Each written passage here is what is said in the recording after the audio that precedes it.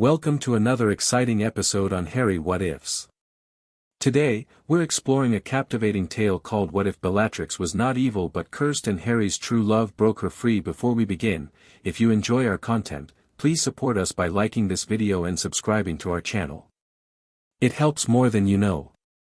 And now, the story awaits. Chapter 1, The Voice Behind the Madness. Harry jolted awake, sweat soaking through his t-shirt despite the December chill seeping through the windows of Grimmauld Place. His heart hammered against his ribs as fragments of the dream clung to his consciousness. Bloody hell, he whispered, reaching for his glasses. The room came into focus, Ron's empty bed, he was at the Burrow for the weekend, the pile of Defense Against the Dark Arts books Hermione had insisted they study during Christmas break, and the faint outline of Hedwig's cage by the window. But none of that could distract him from what he'd just experienced. In the dream, he'd been Bellatrix Lestrange. Not watching her, being her. He'd felt her raise her wand at some cowering ministry official, felt her lips form the Cruciatus curse. But something else had been there too, a voice screaming from somewhere deep inside her mind, "Stop. This isn't me. Please, someone help me." Harry rubbed his scar. It wasn't burning like his Voldemort visions, just a dull ache. This was different. "You're losing it, Potter," he muttered, swinging his legs over the side of the bed. Sleep was definitely not happening again tonight. He padded down to the kitchen, surprised to find Hermione already there, surrounded by ancient-looking books and nursing a cup of tea. "Another nightmare?" she asked without looking up. "Sort of. But not the usual." Harry filled the kettle and set it on the stove. "I was Bellatrix Lestrange." That got her attention. Hermione's head snapped up, eyes narrowing with concern. "Like your connection with Voldemort?" "No. I mean, yes, but different." Harry leaned against the counter. "I was her, casting unforgivables on some poor bloke from the ministry. But there was this voice in her head, like she was trapped inside her own body, screaming for help." Hermione set down her quill. "That's disturbing." "But Harry, it was just a dream. Bellatrix is Voldemort's most devoted follower. She tortured Neville's parents into insanity." "I know what she's done," Harry said sharply, then sighed. "Sorry. It just felt so real. Like there were two Bellatrixes, the crazy one everyone knows, and another one locked up inside, watching in horror." "The mind creates strange things when processing trauma," Hermione said gently. "You've faced her in battle. Your brain might be trying to make sense of how anyone could be that cruel." Harry wanted to argue but couldn't find the words. Maybe she was right. The kettle whistled. He made his tea and joined Hermione at the table. "What are you researching at?" He checked the ancient clock on the wall, 4 a.m. "Horcruxes," she whispered, though they were alone in the house. "And the Black family history. I thought there might be connections, given Regulus Black's involvement." Harry peered at an open book showing the Black family tree. His eyes landed on Bellatrix's name, connected to Sirius, Regulus, and Narcissa by thin golden lines. "What do we actually know about her?" he asked suddenly. "Before she became a Death Eater?" Hermione looked surprised. "Not much. She was a Black, obviously. Graduated Hogwarts with top marks in defense and charms, according to Professor McGonagall. Married Rodolphus Lestrange shortly after. Then joined Voldemort's inner circle during the First War. Ever wonder why? What turns someone from a top student into that? Some people are just drawn to power, Harry. Or they believe in pureblood supremacy so much that anything becomes justifiable." Hermione closed her book. "Why the sudden interest?" Harry shrugged. "Just thinking." 3 nights later, the dream came again. This time, Bellatrix was walking through Malfoy Manor, her footsteps echoing on marble floors. Harry felt her fingernails digging into her palms, drawing blood, but it wasn't from excitement or madness. It was the only control she had over her body, a small rebellion as she approached the room where Voldemort waited. Please, not another innocent. I can't watch myself do this again. The inner voice was clearer now, desperate and exhausted. Harry woke gasping for air, the desperation lingering like a physical weight on his chest. This wasn't just a dream. Something was wrong. We need to go to Hogsmeade, Harry announced at breakfast, pushing his untouched eggs around his plate. Ron, who'd returned that morning, looked up mid-bite. What? Why? I need to check something in the Hogwarts library. Hermione raised an eyebrow. You want to go to the library? Voluntarily? There are books there that might help us understand these dreams. These dreams? Ron asked. What dreams? Harry quickly explained the Bellatrix visions. Ron's expression shifted from confusion to concern to outright skepticism. Mate, it's Bellatrix Lestrange. She killed Sirius. She's not some innocent victim. I know that, Harry said, frustration edging into his voice. But what if there's more to it? What if Voldemort did something to her? We know he can possess people. That's different, Hermione said. Possession is temporary. Bellatrix has been his loyal follower for decades. Just, humor me, all right? If I'm wrong, all we've wasted is a day in Hogsmeade, which beats sitting around here anyway. Ron and Hermione exchanged looks. Fine, Ron said finally. But if we get killed by Death Eaters because you've got some weird obsession with Bellatrix Lestrange, I'm going to be really annoyed. They used the Fleur network to reach the three broomsticks, keeping their hoods up as they emerged into the pub. Hogsmeade had changed since their last visit. Many shops were boarded up, and the few people on the streets moved quickly, heads down. Cheery, Ron muttered as they stepped outside. They were halfway to Hogwarts when the first spell hit the ground beside them, sending snow and dirt spraying into the air. Death Eaters! Hermione shouted, already casting a shield charm. 5 masked figures had apparat into the street ahead. Harry ducked behind a low stone wall, pulling Ron and Hermione down with him as green light flashed overhead. Split up, Harry said. They'll focus on me. Get to the castle, alert the order. We're not leaving you, Hermione hissed, but Harry was already moving, firing a stunning spell that caught one Death Eater square in the chest.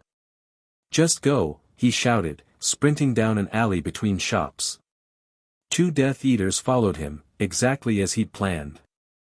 He'd led them away from his friends and into a narrow passage where they couldn't attack side by side.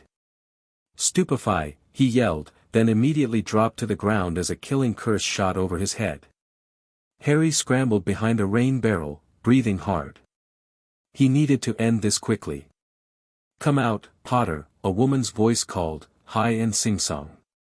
My lord wants you alive, but he didn't say in how many pieces. Bellatrix. Of all the Death Eaters to encounter today. Harry's heart pounded. This wasn't just any confrontation now. If his dreams meant anything. Reducto, he shouted, blasting the ground in front of the approaching Death Eaters.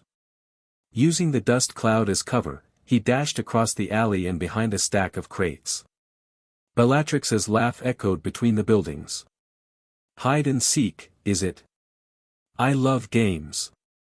The male Death Eater moved ahead, wand sweeping the area. Harry waited until he passed, then hit him with a silent stunning spell. The man crumpled without a sound. Just Bellatrix now. Clever boy, she said, voice closer than he expected. Taking out Rao like that. The Dark Lord doesn't reward failure. You did me a favor. Harry edged around the crates, trying to get a clear shot. He glimpsed her wild hair, the gleam of her eyes as she stalked forward. I've been dreaming about you, he called, immediately wondering if he'd lost his mind. Bellatrix paused. What did you say? I've seen inside your head. There's someone trapped in there, isn't there? Someone fighting against what you've become. Her face contorted with rage. Liar. Crucio. Harry dove aside, feeling the spell sizzle past his ear. She's screaming for help. Every time you hurt someone, she's fighting to stop you. Shut up. Bellatrix shrieked, her spellcasting becoming wild and erratic. There is only me. Only my devotion to the Dark Lord. Harry saw his opening and aimed carefully. Expelliarmus. At the exact same moment, Bellatrix cast again. Crucio. Their spells collided in midair, but instead of the priori incantatem effect Harry had experienced with Voldemort, something entirely different happened. A blinding white light erupted where the magic met, expanding outward in a concussive wave that knocked them both backward. Harry's head slammed against stone. His vision swam with bursts of memory that weren't his, a young woman with black family features but softer eyes, poring over ancient texts in the Hogwarts library. The same woman arguing passionately with a young man who looked remarkably like Sirius. Her hand tracing a complicated rune circle while whispering incantations. Terror as she realized what she'd discovered in an ancient vault. Voldemort's face, younger but no less snake-like, saying, "The Black Family Loyalty Curse." How fascinating. Let's see what happens when I make a few improvements. Screaming as magic ripped through her, tearing her consciousness in two. Harry gasped as he snapped back to reality. Bellatrix was sprawled several feet away, stirring weakly. Her eyes fluttered open, and for one split second, Harry saw something different in them: clarity, recognition, desperation. "Help me," she whispered, her voice lacking its usual manic quality. Then her face twisted, madness returning like a mask sliding back into place. She scrambled to her feet, looking disoriented. "What did you do?" she snarled, but there was fear beneath the anger. Before Harry could answer, spells lit up the main street. Reinforcements, though for which side, he couldn't tell. Bellatrix glanced toward the commotion, then back at Harry. For a moment, she seemed torn. Then, without another word, she disapparated with a crack. Harry sat still, his mind reeling from what he'd seen. Those weren't dreams or hallucinations. They were memories. Bellatrix's memories. "Harry! Harry!" Hermione's voice cut through his daze. She and Ron appeared at the entrance to the alley, accompanied by Professor McGonagall and Tonks. "I'm here," he called, struggling to his feet. "I'm okay." "What happened?" Tonks asked, checking him for injuries while keeping her wand trained on the stunned Death Eater. "Bellatrix," Harry said. "She was here, but she disapparated." McGonagall's lips thinned to a worried line. "We need to get you three to safety. The Order is securing the village, but there could be more Death Eaters." Harry nodded absently, still processing what he'd experienced. "Professor," he said as they hurried toward Hogwarts, "what do you know about Bellatrix Black? Before she became a Death Eater?" McGonagall gave him a sharp look. "Why do you ask?" "Just, trying to understand the enemy." She sighed. "Bellatrix was one of the most brilliant students I ever taught. Difficult, certainly. Proud of her heritage to a fault. But there was real genius there, particularly in experimental magic." Her expression darkened. Such potential, utterly wasted in service to darkness. Was there ever any indication that she might have been coerced? Or changed suddenly? McGonagall stopped walking. "Mr. Potter, what exactly happened in that alley?" Harry hesitated, then decided on a partial truth. "When our spells collided, I saw fragments of her past. She seemed different." "Memory magic is notoriously unreliable," McGonagall said carefully. "Especially in combat situations. But you didn't answer my question. Did she change suddenly?" The professor resumed walking, her pace brisker. "There was a period of several months when she disappeared, shortly after graduation. When she returned." McGonagall frowned at the memory. "Many assumed she'd simply embraced the rising ideology of blood supremacy. But yes, the change was rather dramatic. They reached the Hogwarts gates, which swung open at McGonagall's approach. "Whatever you think you saw, Mr.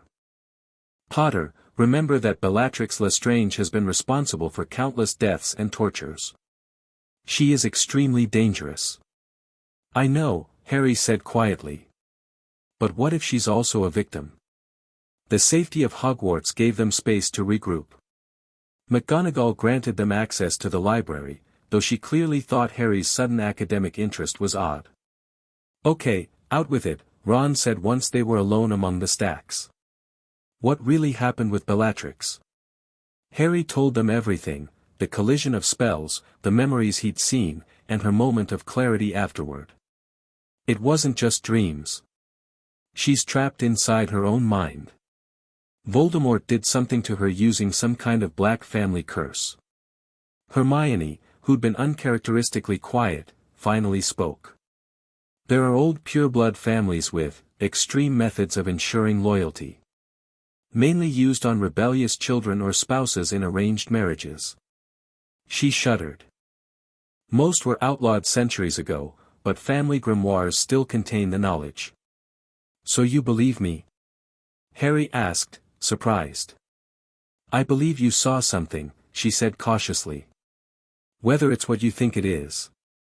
She shook her head. "We need more information." They spent hours searching through historical accounts of the First Wizarding War, genealogical records of the Black family, and any mentions of magical bindings or loyalty curses. "Here's something," Ron said eventually, pushing a heavy tome toward them. "Obscure bindings of noble houses. There's a whole section on the Black family." Hermione read aloud, "The most noble and ancient house of Black developed particularly effective methods of ensuring loyalty among family members who showed signs of straying from family values. The most notorious, the Catena Fidelitas, the chain of fidelity, was rumored to bind the subject's conscience to the will of the family patriarch. Unlike the Imperius curse, which requires constant application, the Catena was permanent until removed by the caster." "That sounds like what I saw," Harry said excitedly. "But Voldemort modified it somehow. If he found a way to split her consciousness rather than override it completely." Hermione's brow furrowed in concentration. "The real Bellatrix would be aware of everything happening but unable to control her actions." "Bloody hell," Ron breathed. "That's worse than the Imperius. Years of watching yourself torture and kill people." Harry remembered the desperation in the inner voice. The pleading. The self-harm just to feel some control. "We have to help her," he said firmly. Ron stared at him. "Help Bellatrix Lestrange? The woman who killed Sirius? Who tortured Neville's parents?" "If I'm right, that wasn't really her," Harry insisted. "She's been Voldemort's prisoner for decades." "Even if that's true," Hermione said gently, "how exactly do you propose to help her? She's surrounded by Death Eaters and completely under Voldemort's control." Harry ran a hand through his hair in frustration. "I don't know yet. But we can't just ignore this. We're supposed to be hunting Horcruxes," Ron reminded him. "You know, the things keeping Voldemort immortal. What if she knows about them?" Harry countered. "If she was researching dark objects before Voldemort cursed her, maybe she discovered one of his Horcruxes. Maybe that's why he targeted her specifically." Hermione looked thoughtful. "That, actually makes sense. If she found out about a Horcrux, Voldemort wouldn't just kill her. He'd want to know how she discovered it and who else knew." "Exactly," Harry said, relieved that they were taking him seriously. "We need to find out what happened to her. There might be records in the Black family home, Sirius's place." "You mean the place we've been staying? Where we've searched every room multiple times?" Ron asked skeptically. Harry thought for a moment. "Not every room. There's still Regulus's bedroom. We found that locket there, but we never went through all his things." Hermione nodded slowly. "Regulus turned against Voldemort. If Bellatrix did too, they might have worked together." And there's the locked cabinet in the drawing room that we could never open, Harry added. Sirius said it contained dangerous family heirlooms. So back to Grimmauld Place, Ron sighed. Let's just hope Bellatrix doesn't lead a welcoming party of Death Eaters. They thanked Professor McGonagall and used her fleur to return directly to Grimmauld Place, bypassing the now dangerous Hogsmeade. The house seemed darker and more oppressive than ever as they climbed the stairs to Regulus's bedroom. The silver and green Slytherin decorations were thick with dust, and the black family crest hung prominently over the bed. Where do we start? Ron asked, eyeing the cluttered desk and overflowing bookshelf. Check for hidden compartments, Hermione suggested, already tapping her wand along the floorboards. Pureblood families love their secrets. Harry approached the desk, rifling through yellowed parchment and old textbooks. Most seemed to be ordinary school notes, though with a concerning focus on the dark arts. Nothing here about Bellatrix, he muttered. Ron was examining the wardrobe. Blimey, Regulus was neat. Everything still hung up and, wait. He paused, running his hand along the back panel. There's something here. A latch or, got it. The back of the wardrobe swung open, revealing a small hidden compartment containing a leather-bound journal and a stack of letters tied with black ribbon. Jackpot, Ron said, carefully extracting them. They gathered on the bed as Hermione untied the ribbon. The topmost letter was addressed to R.A.B. in elegant, feminine handwriting. Should be from Bellatrix, Harry said, heart racing. The handwriting matches what I saw in the vision. Hermione unfolded it carefully. Regulus, your concerns about the Dark Lord's methods are not unfounded. I've been researching the object he entrusted to the Lestrange Vault. The magic it contains is unlike anything I've encountered, corrupt and parasitic. I believe it may be a soul vessel, though I hesitate to commit the actual term to paper. If I'm correct, this explains his apparent invulnerability and the physical changes he's undergone. It's the darkest magic, requiring murder and ritual desecration. We must tread carefully. I've told no one else of my suspicions, not even Narcissa. The fewer who know, the safer we all are. If he discovers I've examined the cup beyond merely securing it. I'm continuing my research into destruction methods. The conventional means are limited and dangerous. I may have found references to an alternative approach in an old text from the family library. Will update you when I know more. Destroy this after reading. Silence fell as they absorbed the implications. She knew, Harry whispered. She found one of the Horcruxes, a cup in the Lestrange Vault. And she was working with Regulus to destroy them, Hermione added, already reaching for the next letter. This changes everything we thought we knew about her. The subsequent letters detailed Bellatrix's growing investigation into Voldemort's Horcruxes and her increasing alarm at what she discovered. The final letter, dated just days before Regulus's disappearance, was especially disturbing. He knows. I don't know how, but he suspects someone has discovered his secret. He's called for a private audience tomorrow. I've taken precautions with my memories, but if anything happens to me, the grimoire with my research is hidden in the usual place. The key phrase is, toujours per, jamais somnis. If I don't contact you within 3 days, assume the worst. Continue our work. The locket is key, it's not just a Horcrux, it's connected to all the others somehow. Be careful, little cousin. That's the last one, Ron said quietly. And we know Regulus died trying to steal the locket Horcrux. Harry felt sick. And Bellatrix never contacted him because Voldemort had already cursed her. He found out she knew about the Horcruxes and instead of killing her, he turned her into his most devoted follower. Using a modified version of her own family's loyalty curse, Hermione said. It's horrifically elegant. He got to keep her skills and knowledge while eliminating the threat she posed. And he made an example of her to the rest of his followers, Ron added grimly. See what happens when you betray Lord Voldemort.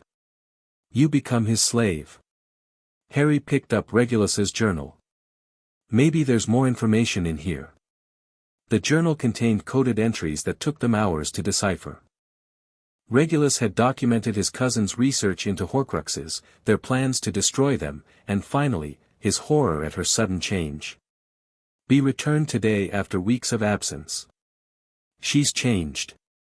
Her eyes are wrong, vacant one moment, manically gleeful the next. She spoke of the Dark Lord with reverence where before there was only scientific curiosity and growing disgust. When I mentioned our research, she laughed and said such matters were beyond my understanding. Then she threatened to inform the Dark Lord of my disloyalty, if I spoke of it again. I fear the worst has happened. The family grimoire mentions cases where the catena fidelitas went wrong, splitting the subject's mind rather than binding it. But this seems different, more calculated. B is gone, replaced by a fanatic wearing her face. I am alone now in our quest, but I will continue. For her sake as much as for the greater good. If I can destroy even one Horcrux, perhaps it will weaken whatever hold he has on her. Harry closed the journal, his suspicions confirmed. So what do we do now? We need to find that grimoire she mentioned, Hermione said. It might contain information about breaking the curse. She said it was hidden in the usual place with a password, Ron noted. Toujours pur, jamais soumis, that's the Black family motto with something added. Always pure, never submitted, Hermione translated.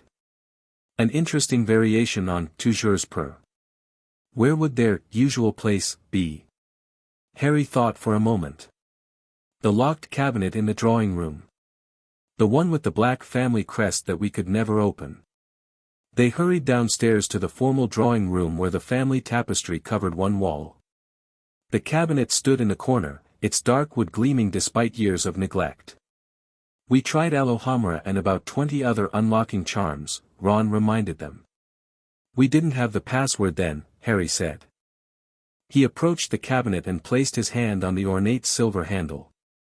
Toujours pur, jamais soumis. The lock clicked open. Inside, they found a collection of dark artifacts, cursed jewelry, vials of suspicious potions, and a small silver box bearing the Black family crest. Harry carefully lifted it out. This has to be it. The box opened at his touch, revealing a miniature leather-bound book no bigger than his palm.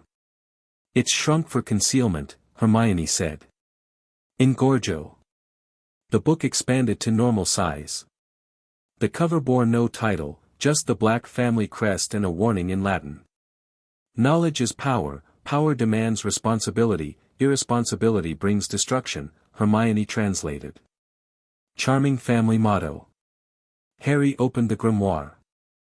The pages were filled with handwritten notes, diagrams, and spells in various languages and hands, generations of Black family members adding to their collective knowledge of dark magic. Here, Hermione said, pointing to a section labeled Catena Fidelitas in flowing script. This details the original curse. And look, there are additional notes in the margin. The neat, precise handwriting matched Bellatrix's letters. She had annotated the curse extensively, analyzing its structure and theorizing modifications. She was studying it academically, Hermione said with grudging respect. Trying to understand how it worked, maybe even how to counter it. Which gave Voldemort everything he needed to use it against her, Harry finished. She handed him the weapon. They read through Bellatrix's notes, which became increasingly alarming as they progressed. Standard application bonds the subject's will to the family's expectations, but leaves personality intact. Subject believes they want to obey. Theoretical modification, what if the binding targeted identity rather than just will? Create a constructed personality overlay while imprisoning the true self. Concerns, magical instability, potential fracturing of soul, not Horcrux level, but concerning, increased risk of permanent damage to subject. Note, under no circumstances should this be attempted. Documenting only as theoretical warning. She literally wrote out the blueprint for what Voldemort did to her, Ron said, looking ill. While warning that it should never be done. Harry turned the page and found a folded piece of parchment tucked inside. It was a letter, never sent, addressed to Lily Potter. "My mother," he whispered, unfolding it with trembling hands. "Lily, I know we've had our differences, house rivalries and my family's politics created a gulf between us at school that I regret. But your work on protective charms has always impressed me, even when I was too proud to admit it. I write now because I've discovered something that requires your expertise.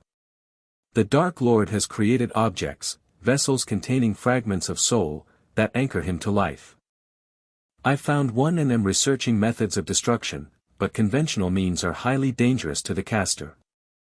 Your research into love-based protection magic might offer an alternative approach. The ancient texts suggest that soul magic, even dark variants, is particularly vulnerable to its opposite, selfless love magic, which you've been pioneering. I understand if you want nothing to do with me, but this transcends our personal history. If your theory about sacrificial protection is correct, it might be the key to destroying these objects without the usual dangers. With cautious respect, Bellatrix Black, I use my maiden name deliberately. Some choices I cannot undo, but I can refuse to honor them. She was going to contact my mother about using love magic to destroy Horcruxes, Harry said, stunned. Just before Voldemort cursed her. And your mother might have developed the protection spell that saved you based partly on this information, Hermione added, her eyes wide. If Bellatrix found a Horcrux and started researching countermeasures involving love magic, then reached out to Lily who specialized in that field. It connects, Harry agreed. But why would my mother work with Bellatrix Lestrange? Not Lestrange, Black, Ron pointed out. She specifically used her maiden name. Maybe your mum knew the real Bellatrix, before whatever happened. We need to talk to someone who knew them both at Hogwarts, Harry decided. Someone who might remember if they had any connection. Professor McGonagall, Hermione suggested. Or Slughorn, Harry finished. He collects talented students, keeps track of their achievements. And he knew my mother well. Back to Hogwarts, then? Ron asked. Harry nodded. Tomorrow. Tonight, let's see what else we can learn from this grimoire. They spent hours poring over the dark text. Hermione carefully copied Bellatrix's notes and the spell components of the Catena Fidelitas, trying to understand how it might be reversed. The core of the curse is blood magic, she explained. It requires blood from the subject, blood from the caster, and the Black family incantation. Voldemort must have modified it to bind her to him specifically, rather than to family expectations. Can it be broken? Harry asked. Hermione bit her lip. Possibly. All binding spells have counters, even if they're not obvious. According to this, the traditional counter requires the caster's willing participation, which we definitely won't get from Voldemort. So it's hopeless? Ron asked. Not necessarily. Bellatrix was theorizing about alternative breaking methods. Hermione pointed to a hastily scribbled note. She mentioned something about resonant magical signatures potentially disrupting the binding. What does that mean? Harry asked. Magical resonance occurs when two people's magic naturally harmonizes. It's rare but documented. If someone with a resonant magical signature to Bellatrix attempted a modified countercurse. Hermione trailed off, eyes widening. Harry, in your vision when your spells collided, that flash of connection might indicate resonance between your magic and hers.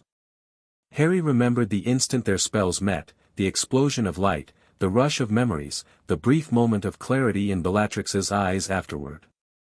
You think I could break the curse? It's possible, Hermione said cautiously. But we need more information. And we'd need to somehow isolate Bellatrix from Voldemort and other Death Eaters long enough to attempt it. One problem at a time, Harry said. Let's focus on understanding the curse first. The next morning, they returned to Hogwarts, finding the castle oddly quiet with most students gone for Christmas break. Professor Slughorn was in his office, already enjoying a glass of mead despite the early hour. Harry, my boy, he exclaimed. And Mr. Weasley and Miss Granger. What a pleasant surprise. Come in, come in. They settled into the comfortable chairs around Slughorn's fire as he poured them tea, and another mead for himself. Now, what brings you here? Surely not holiday homework. He chuckled at his own joke. Actually, Professor, we're doing some independent research, Harry said carefully. About the First Wizarding War. Ah. Slughorn's jovial expression dimmed slightly. Dark times, those. We're specifically interested in my mother's work on protective magic, Harry continued. And whether she might have collaborated with others. Slughorn brightened again. Lily was brilliant with charms, innovative approaches no one had considered. Her work on intention-based protection was groundbreaking, even as a student. Did she ever work with students from other houses? Maybe even Slytherins? Slughorn's eyebrows rose. Interesting question. Lily wasn't one for house prejudice, unlike some Gryffindors of her year. He gave a meaningful look that clearly referred to James Potter. She did occasional study sessions with several of my Slytherins who shared her academic interests. Anyone in particular? Hermione prompted. Slughorn took a long sip of mead, considering. Severus Snape, of course, they were childhood friends until they had their falling out. Damocles Belby, who later invented the Wolfsbane potion. And, let me think, yes, Bellatrix Black showed unexpected interest in Lily's charm work during their final year. Harry tried to keep his expression neutral. Bellatrix and my mother worked together. Not extensively, Slughorn clarified. More of an academic rivalry that evolved into reluctant mutual respect. They were both exceptional witches with very different approaches to magic. Bellatrix was brilliant with magical theory, particularly the reconstruction of ancient spells, while Lily excelled at innovative applications. Did they stay in contact after Hogwarts? Hermione asked. Slughorn looked uncomfortable. I couldn't say for certain. After graduation, Bellatrix married Rodolphus Lestrange and seemed to vanish from academic circles. When she resurfaced. He shook his head sadly. She was changed. Many assumed the marriage and associated social pressures had radicalized her. Changed how, exactly? Harry pressed. Well, she had always been proud, intense, sometimes arrogant, traits common in the Black family. But there was a scholarly dedication, a precision to her work that commanded respect. Slughorn stared into his mead. Afterward, that precision was gone, replaced by a kind of wild fervor.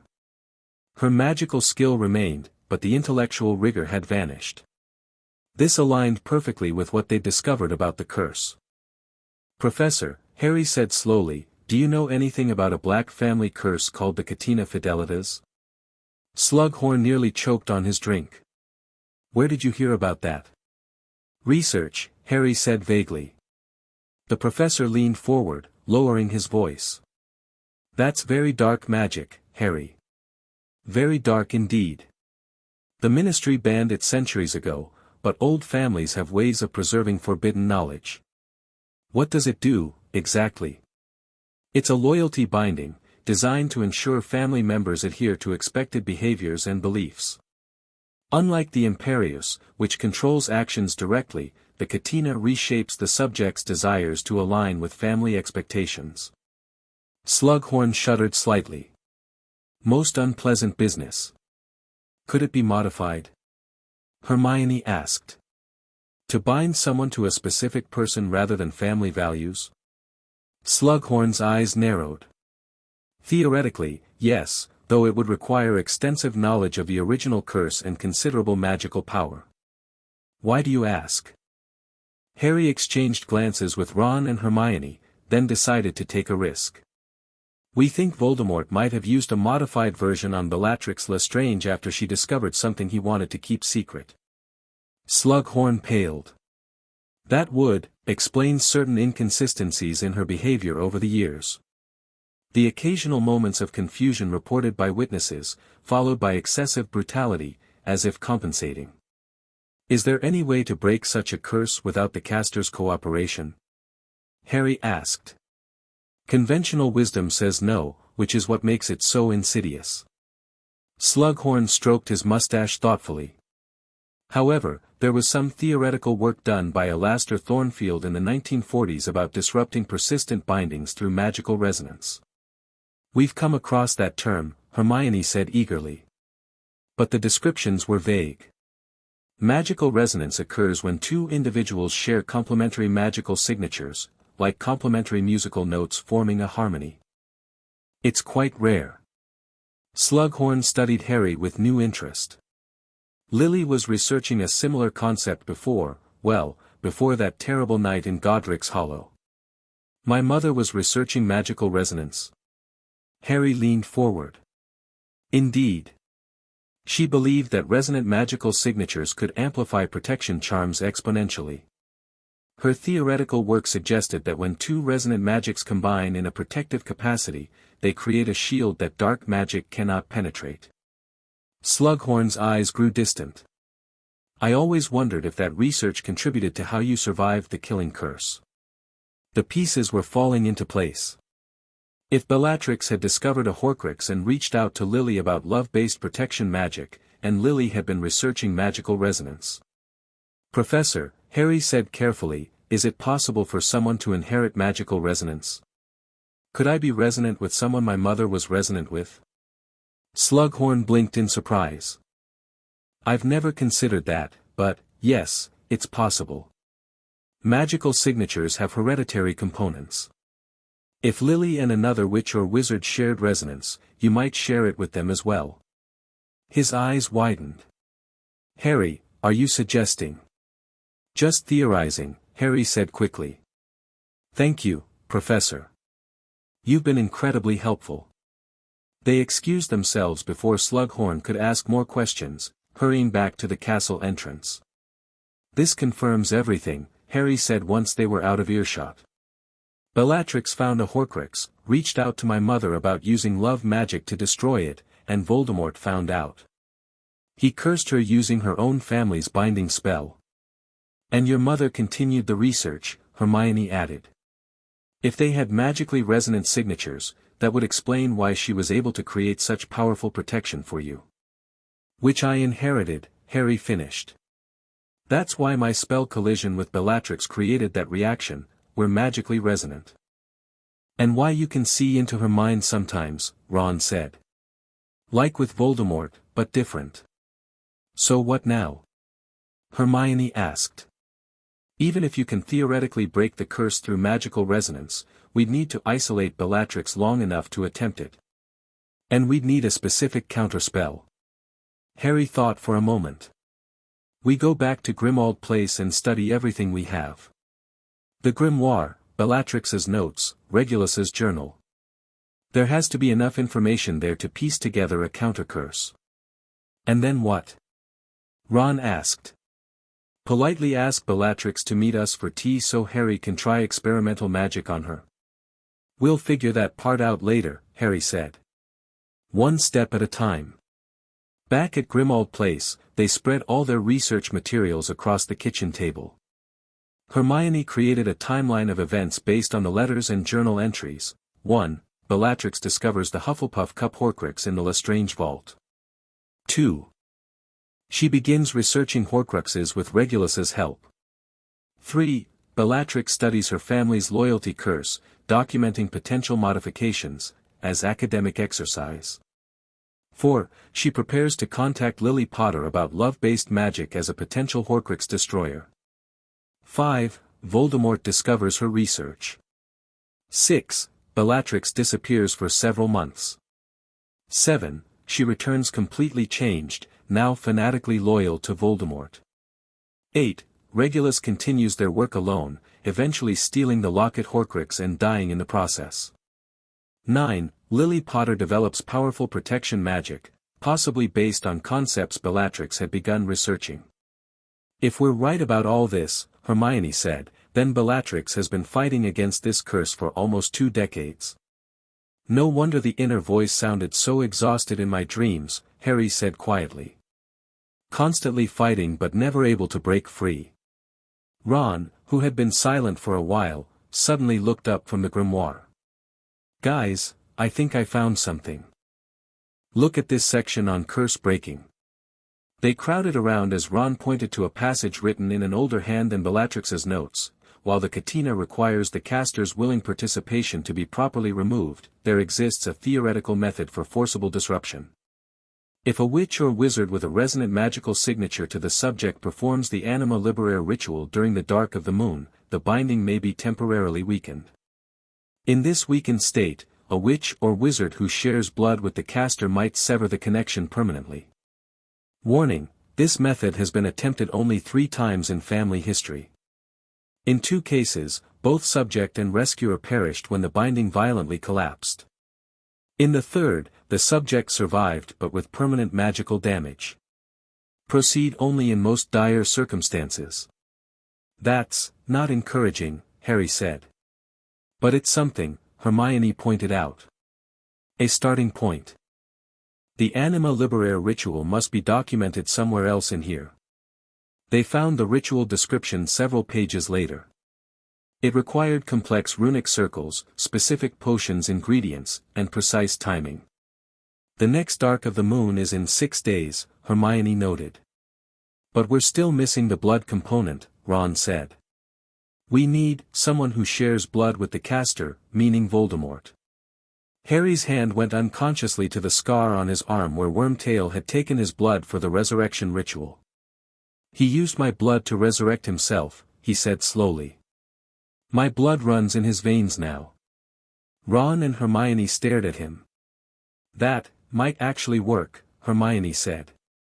"Magically speaking, you share blood with him." "So I'm both magically resonant with Bellatrix and blood connected to Voldemort," Harry said. "I'm the only person who could break this curse. If we can get to her," Ron reminded them. "And if this extremely dangerous ritual doesn't kill you both." Harry ran a hand through his hair. "We need to try. We can't leave her trapped like that." "Why do you care so much about saving Bellatrix Lestrange?" Ron asked bluntly. "Even if she was cursed, she's still dangerous. She still did terrible things." "Because no one deserves that fate," Harry said firmly. "Being conscious while your body commits atrocities you can't stop. That's worse than death. And practically speaking," Hermione added, "if we free her, we gain a powerful ally with insider knowledge of Voldemort's operations and Horcruxes." Ron sighed. "Fine. But how do we get to her? She's always either at Malfoy Manor or on missions for you-know-who." Harry thought for a moment, then smiled grimly. "We don't go to her. We make her come to us." The next few days were a flurry of preparation.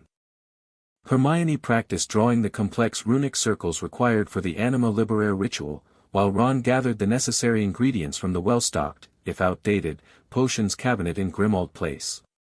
Harry focused on the most dangerous part of their plan, creating a magical beacon that would call to Bellatrix's imprisoned consciousness. According to the grimoire, magically resonant individuals could establish a connection similar to the one Harry had accidentally created during their duel. "It's risky," Hermione warned as Harry practiced the intricate wand movements. "If Voldemort senses the connection." "He won't," Harry said with more confidence than he felt. "The resonance is between Bellatrix and me, not him." On the night before the dark moon, they made final preparations in the basement kitchen of Grimmauld Place. Hermione had cleared the center of the room and painstakingly drawn the ritual circle with silver chalk.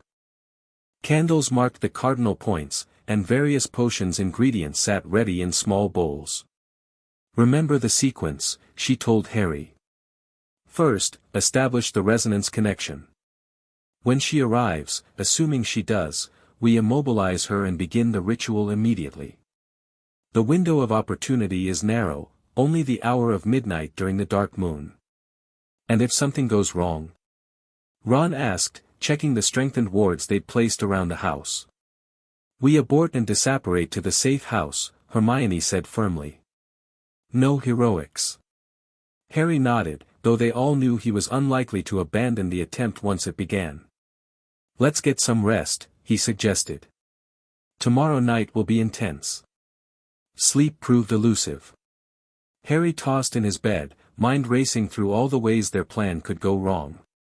What if the connection failed? What if Bellatrix arrived with other Death Eaters?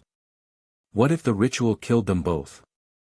Around dawn, he gave up and went downstairs, surprised to find Hermione already at the kitchen table, surrounded by books. Couldn't sleep either, he asked. She looked up, dark circles under her eyes. I keep checking and rechecking the ritual components. If I've mistranslated anything. You haven't, Harry assured her, sitting down. If anyone can get this right, it's you. Hermione gave him a tired smile. Thanks.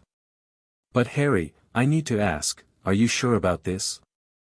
It's not just dangerous, it's intimately connecting yourself to Bellatrix Lestrange. The ritual creates a temporary bond between your consciousness and hers.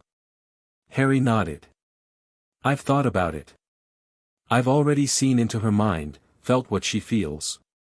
I can handle it. There's something else. Hermione hesitated. I've been researching magical resonance more deeply. It's not just a random magical compatibility. What do you mean? It typically occurs between people with deep connections, family members, extremely close friends, or... She looked uncomfortable. Or what? Soulmates, she said quietly. Not in the romantic sense necessarily, but people whose magic recognizes something fundamentally compatible in the other. Harry stared at her. You think Bellatrix and I are, magically soulmates?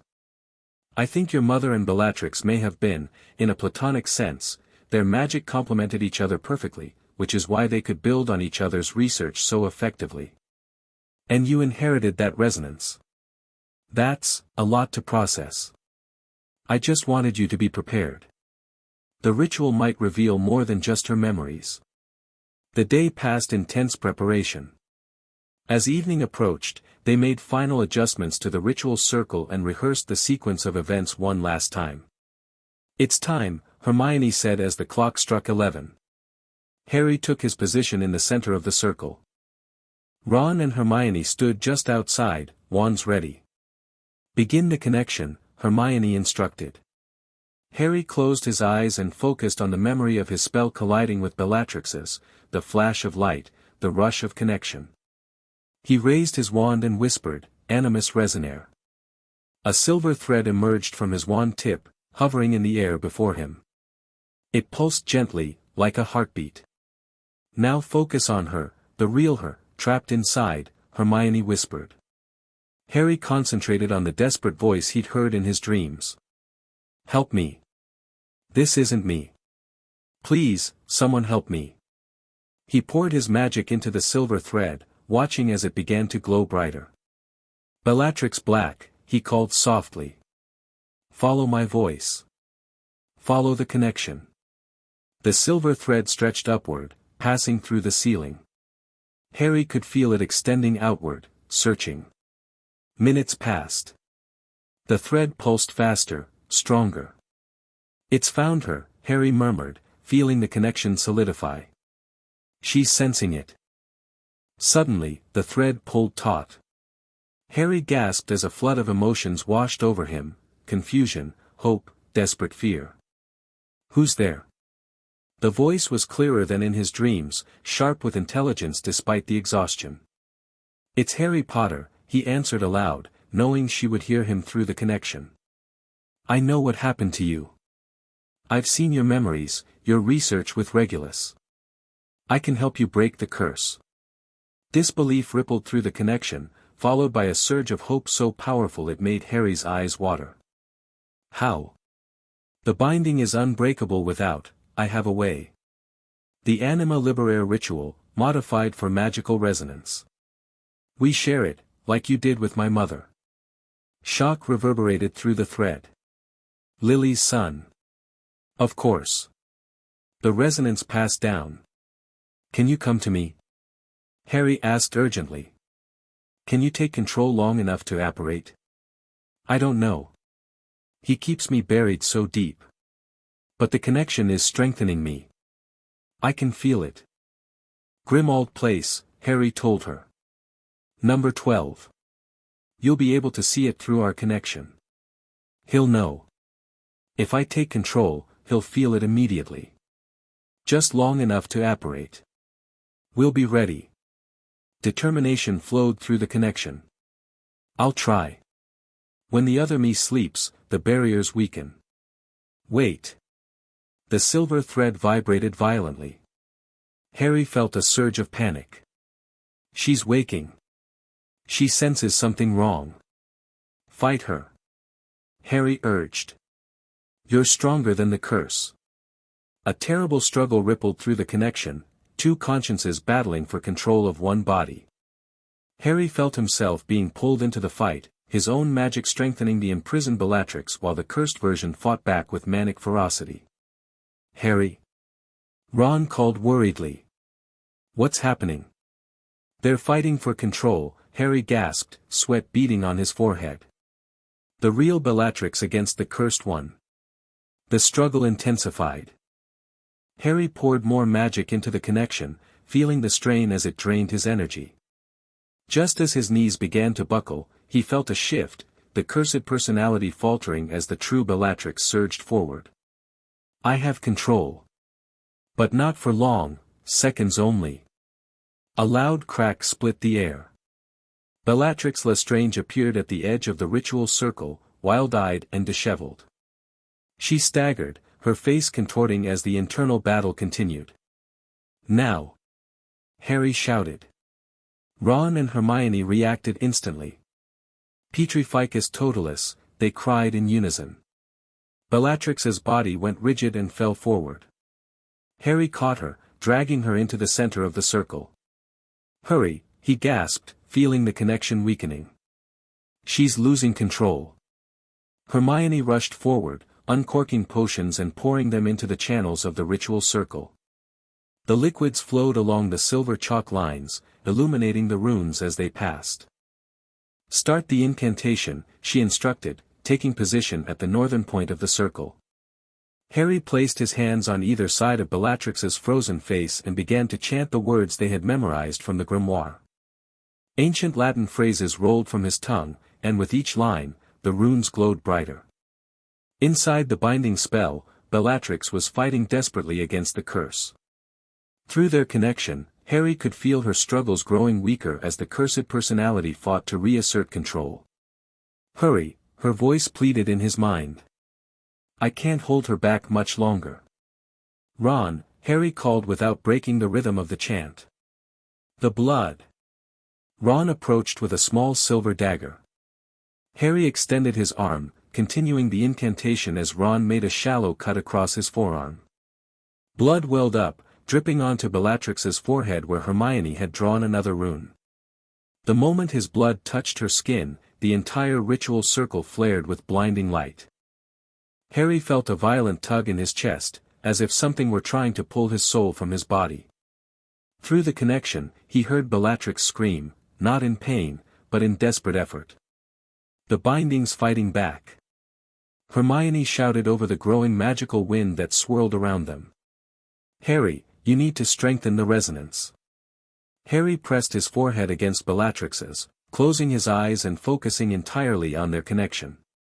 He pushed past the surface thoughts, past the struggling consciences, down to the core of their magical resonance.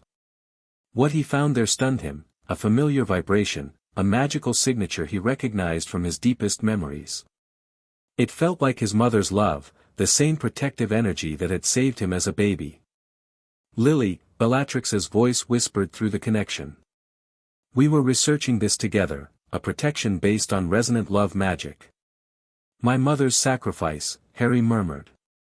It wasn't just her love that protected me, it was the resonant magic you helped her develop. The ultimate protection against soul magic. We theorized it could destroy Horcruxes. We never finished. But she used it anyway, Harry realized. And it worked.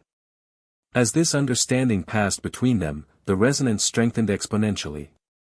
Light poured from their connected foreheads, spreading outward through the ritual circle. The curse is breaking. Hermione shouted. Keep going.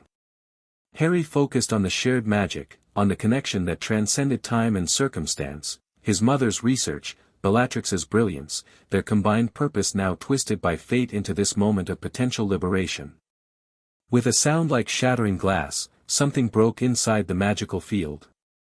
Bellatrix's body arched upward, a black mist pouring from her mouth and eyes. It writhed in the air above them, trying to reattach itself, before the ritual fire consumed it completely. The binding collapsed, magical backlash throwing Harry backward. His head struck the floor hard, and darkness claimed him. When Harry regained consciousness, the first thing he noticed was silence. The magical storm had passed, leaving the kitchen in disarray, books scattered, chairs overturned, the ritual circle smudged beyond recognition. Ron was helping Hermione to her feet near the wall where they'd apparently been thrown. And in the center of the circle, Bellatrix lay motionless, her wild hair spread around her like a dark halo. Harry crawled to her side, fearing the worst. Did it work? He asked hoarsely. Is she? Her eyes fluttered open. For a moment, she stared blankly at the ceiling. Then her gaze focused on Harry, and he knew immediately that something fundamental had changed. The manic gleam was gone, replaced by sharp intelligence and profound exhaustion. Potter, she whispered, her voice lacking its usual mocking sing-song quality. You actually did it. It worked, Harry breathed, relief washing over him. Bellatrix struggled to sit up, her movements uncoordinated as if she were relearning how to control her own body. 17 years, she murmured. 17 years watching from behind my own eyes as that thing used my body, my magic. Easy, Harry said, supporting her shoulders. The ritual was intense. You need time to recover. Time is the one thing we don't have. Her dark eyes fixed on his with burning intensity. He'll know I'm free. He'll feel the binding break. We've strengthened the wards, Hermione said cautiously, keeping her distance. They'll hold for now. Bellatrix turned to her, and a flicker of recognition crossed her face. Granger. Brightest witch of her age, they say. Her lips curved in a slight smile. Good work on the ritual. Your runic configuration was flawless. Hermione blinked, clearly thrown by the compliment from someone who had only ever shown her contempt. Ron remained by the door, wand half raised. How do we know it really worked? That she's not still, you know. Ask me anything the cursed version wouldn't know or admit, Bellatrix suggested, her voice gaining strength. Why did you start researching Horcruxes? Harry asked. Curiosity at first. I found the Hufflepuff cup in my vault. Rodolphus was so proud that the Dark Lord trusted him with it. Her lip curled with disgust. I sensed the dark magic immediately. It felt wrong. Parasitic. I started researching soul magic, and once I understood what it was. She shook her head. I couldn't let it stand. No wizard should fragment their soul like that. It's an abomination against magic itself. Why reach out to my mother? Harry pressed. Bellatrix's expression softened slightly. Lily Evans was brilliant with protective magic, particularly love-based protections, which I theorized would be effective against soul fragments. We'd had academic discussions at Hogwarts, despite our differences. I knew she was working on experimental charms involving sacrificial protection. She looked directly at Harry. I never got to send that letter. He found my research the next day. That's why he cursed you instead of killing you, Hermione realized. He needed to know who else knew about the Horcruxes. Bellatrix nodded. And he wanted to make an example of me. The proud black daughter, reduced to his most fanatical servant. He found it amusing. Her hands clenched into fists. The modifications he made to my family's curse were creative. He didn't just bind my will, he created an alternate personality from my darkest impulses and buried my true self beneath it. All these years, Harry said quietly. You were conscious the whole time. Every moment, she confirmed, her voice tight. Every curse, every murder, every act of torture, I felt my body perform them while screaming uselessly inside my own mind. She looked down at her hands. These hands have done unspeakable things. The room fell silent as they absorbed the horror of her situation. Finally, Ron spoke. So what now? You know who will be after her, and we still have Horcruxes to find. Bellatrix's head snapped up. You're hunting the Horcruxes? Harry nodded. We've destroyed the diary and the ring. We have the locket, the one Regulus stole, but haven't figured out how to destroy it yet. We know about the cup in your vault. We think there's one at Hogwarts, and Nagini is probably the 6th. 7, Bellatrix corrected. He intended to make 7. The last was never created, he fell before he could complete the set. Hermione gasped. You know how many he planned? I overheard him discussing the magical significance with Lucius once. Bellatrix's eyes narrowed. The cup is still in my vault, unless he moved it after suspecting my betrayal. I can help you get it. You do that? Ron asked skeptically. Just help us, after everything. Bellatrix fixed him with a hard stare. I spent 17 years imprisoned in my own body because I opposed him. Do you think being free changes that? She turned to Harry. I owe you a life debt, Potter.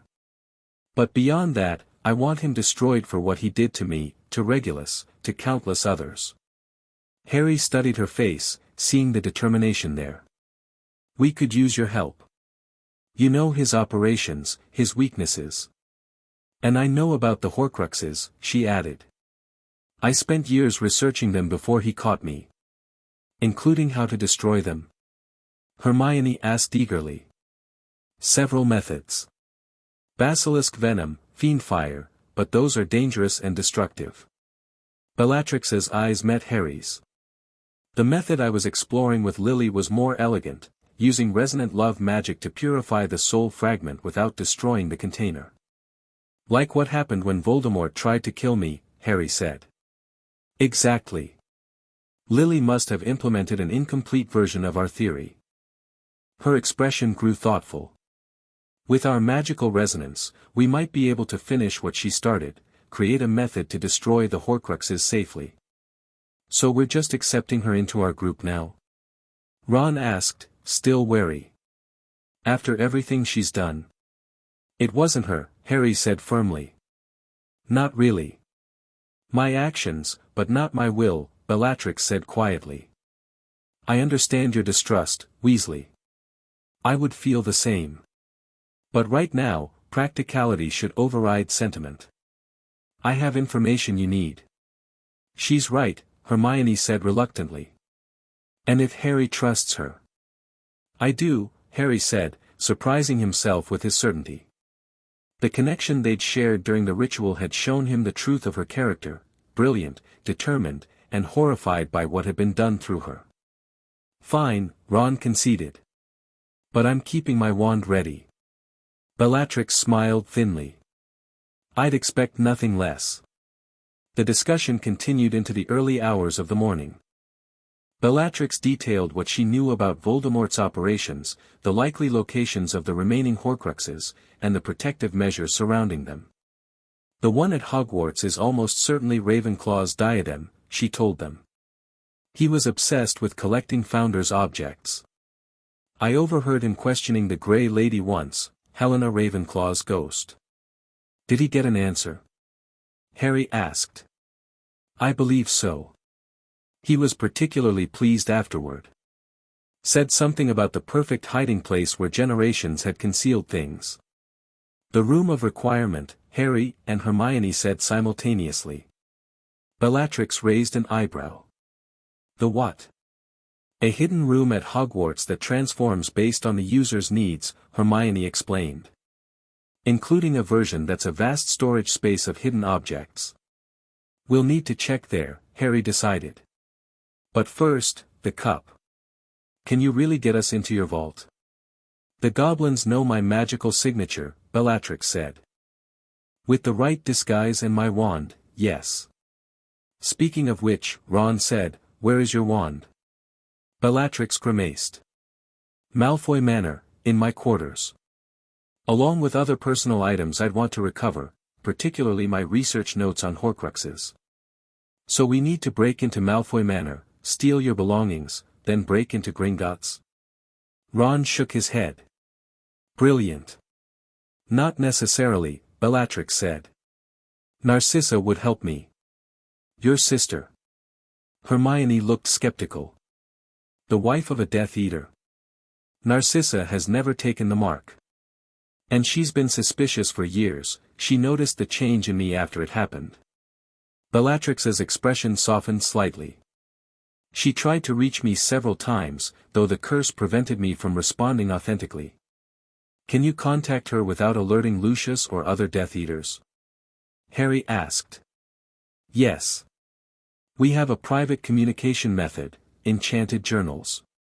She keeps hers hidden from Lucius. That still leaves Gringotts, Hermione pointed out.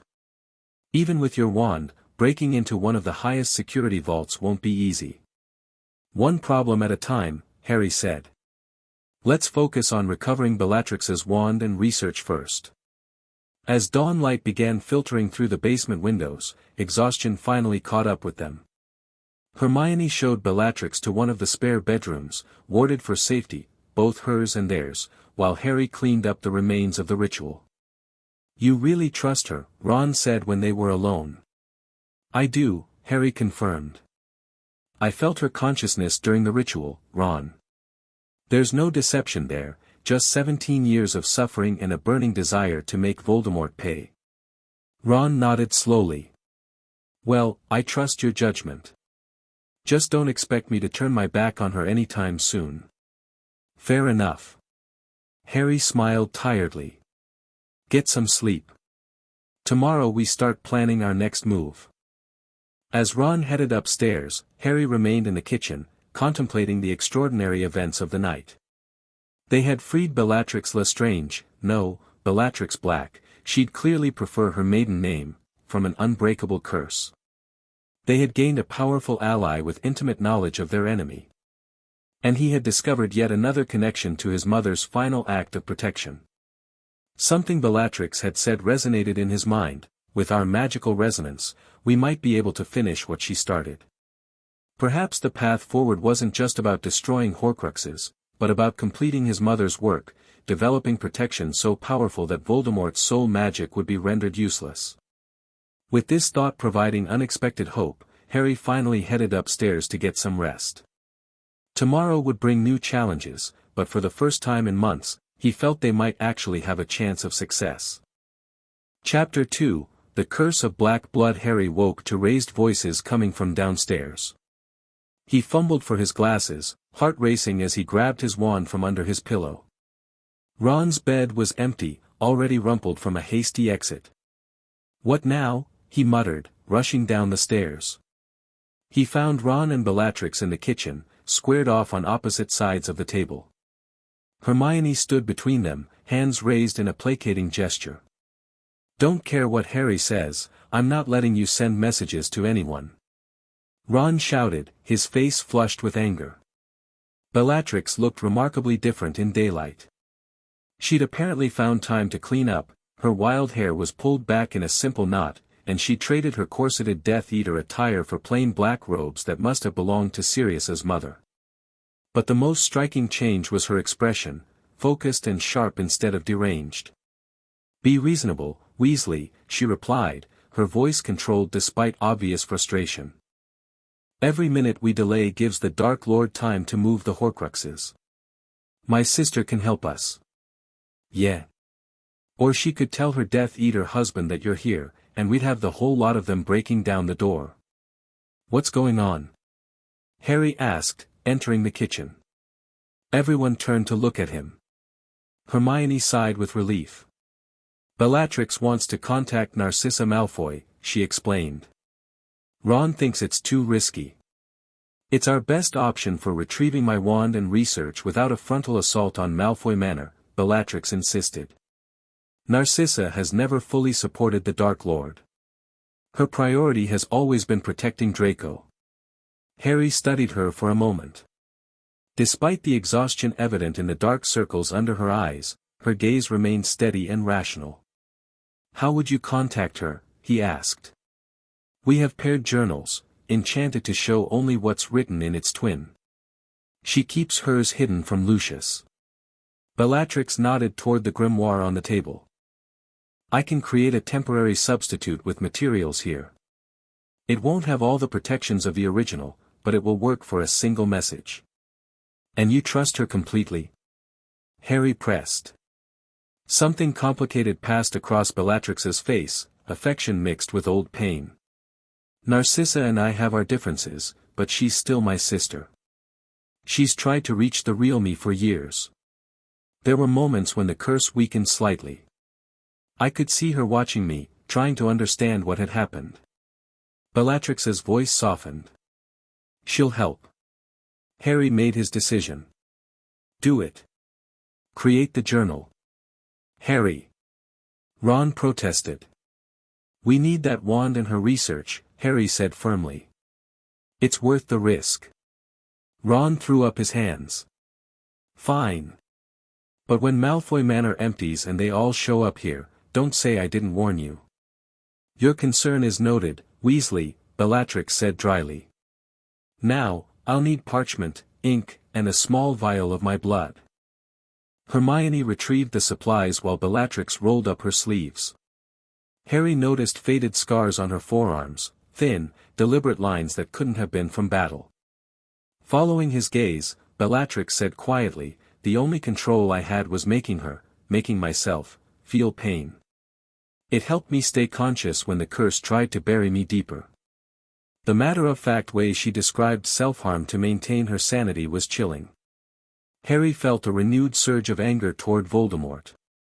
"That's over now," he said. She gave him a measured look. "Is it? The curse is broken, but the memories remain." She took the small knife Hermione offered. "Let's focus on the task at hand." Bellatrix pricked her finger with practiced precision, letting several drops fall onto a blank parchment.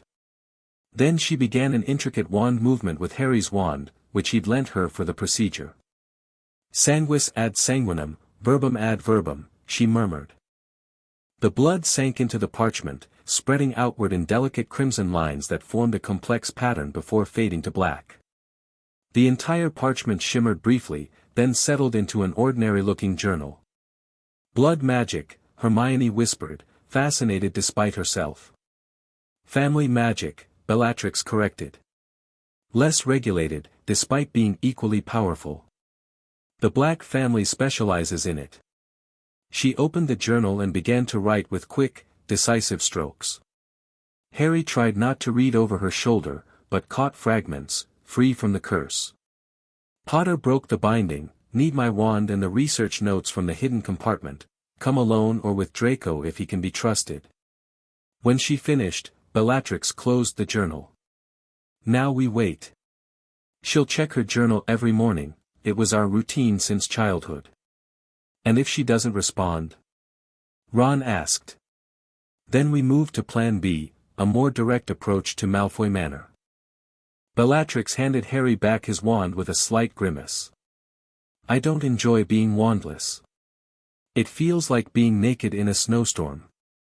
"We could get you a temporary wand," Hermione suggested. "There are several in the Black family collection upstairs." "They wouldn't work well for me," Bellatrix said. "My magic has always been temperamental with wands not specifically matched to me. The one the Dark Lord forced me to use after Azkaban was barely adequate." "You mean your current wand isn't even your original one?" Harry asked. "My first wand was snapped when I was arrested," she explained. "The one at Malfoy Manor was made after my escape. Ollivander was persuaded to craft it specifically for me." Her expression darkened. "Another crime on my conscience." Breakfast was a tense affair. Ron maintained a suspicious silence, while Hermione cautiously asked Bellatrix about her research into Horcruxes. Harry found himself studying the woman across the table, still trying to reconcile the controlled, articulate witch before him with the maniacally laughing Death Eater who had haunted his nightmares. Partway through the meal, Bellatrix suddenly stiffened, her hand flying to her left forearm. "He's summoning his followers," she said tersely. "He knows." "Knows what?" "That you're free." Harry asked. "That the connection is broken. He can no longer feel my presence through the mark." She pulled up her sleeve, revealing the dark mark, but unlike the crisp black tattoos Harry had seen on other Death Eaters, hers was inflamed and blistering, as if her skin was trying to reject it. "The curse bound me to him through this. Without that binding, the mark is unstable." "Does it hurt?" Hermione asked.